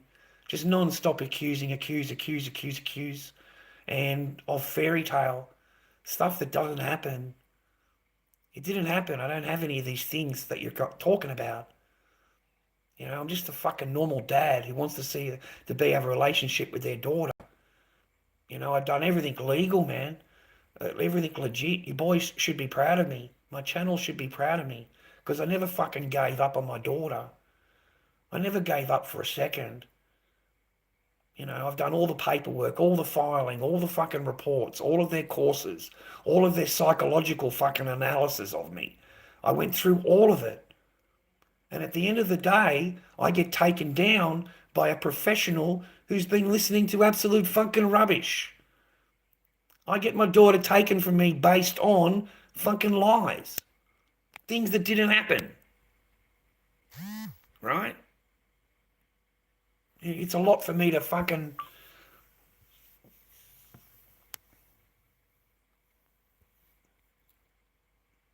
There was no point in doing anything that I've done. Everything that I've done, I feel, was just wasted, man. I feel those years that I spent, doing the courses and all the things that I did, they mean nothing. They're fucking bullshit, valueless boxes to tick, just to keep you busy, to give you a job. and to break your family unit up. And you can't see your daughter until you've done all of these things and proven to the court how much you love your daughter. You haven't seen your daughter, man. And then when it finally gets to the report writer, all it takes is her. It just takes her saying to the court, he should never see his daughter again. And that's it. That's it. So everything you've been through is valueless. It means nothing. It has no credit to you at all. Because the family report writer has believed that you've got all of these DVs and orders and you've hurt her and you've bashed your daughter and like all of this stuff that's just fucking not true. And you lose your daughter based on that. That's fucking sad, man. It's a hard pill for me to swallow, considering of what I've had to do to get where I am and do it legally, legitimately. Legally, boys. I'm the perfect example of what happens when the system spits you out. When it's chewed you up and spat you out. I'm the perfect example of that. My little Echo, she's 9 now. She's almost 10 in a couple of months.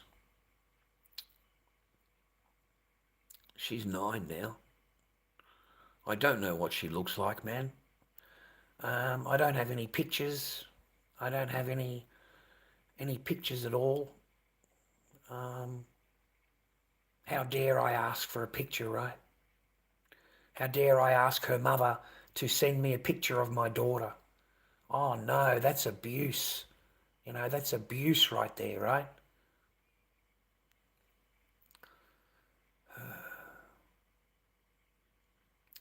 They kill your heart, man. They kill your heart, man.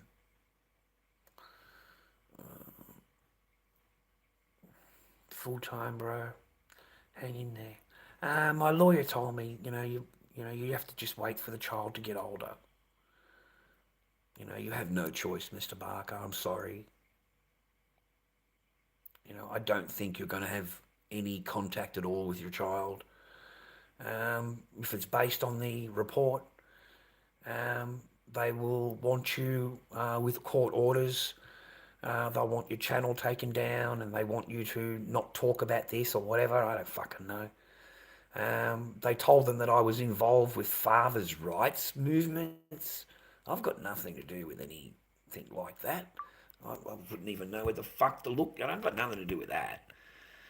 But God forbid, that you have anything to do with the fathers' rights movement. How dare you? How dare you? To them, that's offensive. How dare you be involved in a fathers' rights movement? I'm not even involved in one, but I'm just saying that's what I was accused of. It's quite sad we haven't seen her in all of this time. And she hasn't seen us. She hasn't seen me. No cuddle from her dad. I live in a pretty nice little place. It's a little 1-bedroom joint. My daughter would love it here. I live across the road from the beach. She would like this area. We could go to the beach and have a laugh, and she would like it here. I only live 15 minutes away.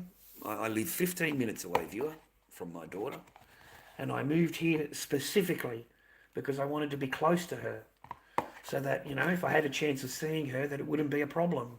And, if maybe I might have to take her to school or something. I don't know. So I moved close. I moved this, I didn't want to live in Cranbourne. But, so I moved here. I feel pretty lucky, to be honest. But that's why I moved so close, is so that I could be close to Echo, close to the chance of actually seeing her and spending some time with her, so it's not a stress, getting her home on time and stuff like. It's never going to happen. The person had no intentions of you ever seeing your child, ever. None at all. None at all. And it's amazing that they stand there and they'll blame you. The woman will blame you, but she is the one that is not allowing her child to see the father, but it's the father's fault. Like, I find that amazing. You've had nothing to do with the person for 6 or 7 years. Your child hasn't seen you in 4 years, but it's your fault that they don't want to see, that the child doesn't want to see you. And that to them is womanese logic. It's womanese logic, mate. How they can blame a man who has nothing to do with their life, no contact with the child at all, but it's still his fault. It's his fault, you know? How you doing, Mr. Dave? I hope you're well. I hope you're happy, I hope you got someone in your life that loves you, mate. I hope you're good. Lord Dobby King at gmail.com is my PayPal viewer. If you want to chuck the old man a couple of bucks, that'd be great. I could do with some help this week. I've sold no fucking masks at all. All I've done is outlay for fucking stuff. That's fine. That's life. I just didn't think I wouldn't sell any masks. Like, I've sold none. They're really lowballing me. I think people are just broke, mate.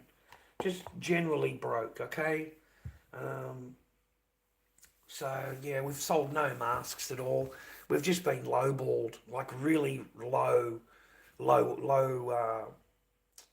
50 bucks, 80 bucks for a clown, $50 for Corey with the dreads. Are you fucking kidding me? Come on, man. So I've had no luck with that, I'm afraid. But I did try. You can't tell me that I didn't try. Like, we thought of an avenue, we went for it, we've got stock on the counter, we sold a couple of masks, yeah, and we've been living on that money since then. So we did try. We do try, boys. We do try. You can't say we don't try. Yeah, 80 for a clown, yeah. That's what I got offered, mate. That's their highest thing so far for a WG clown. 80 bucks. You can't buy it anywhere for $80 anywhere. Like, that's fucking never gonna happen, mate. There's no American that's gonna sell it for $80 Australian, which is 60 something dollars American. Fucking, what the fuck you talking? Jesus Christ.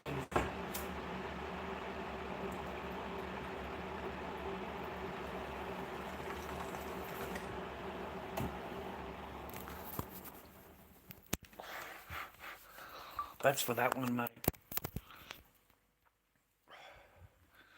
That's for that one.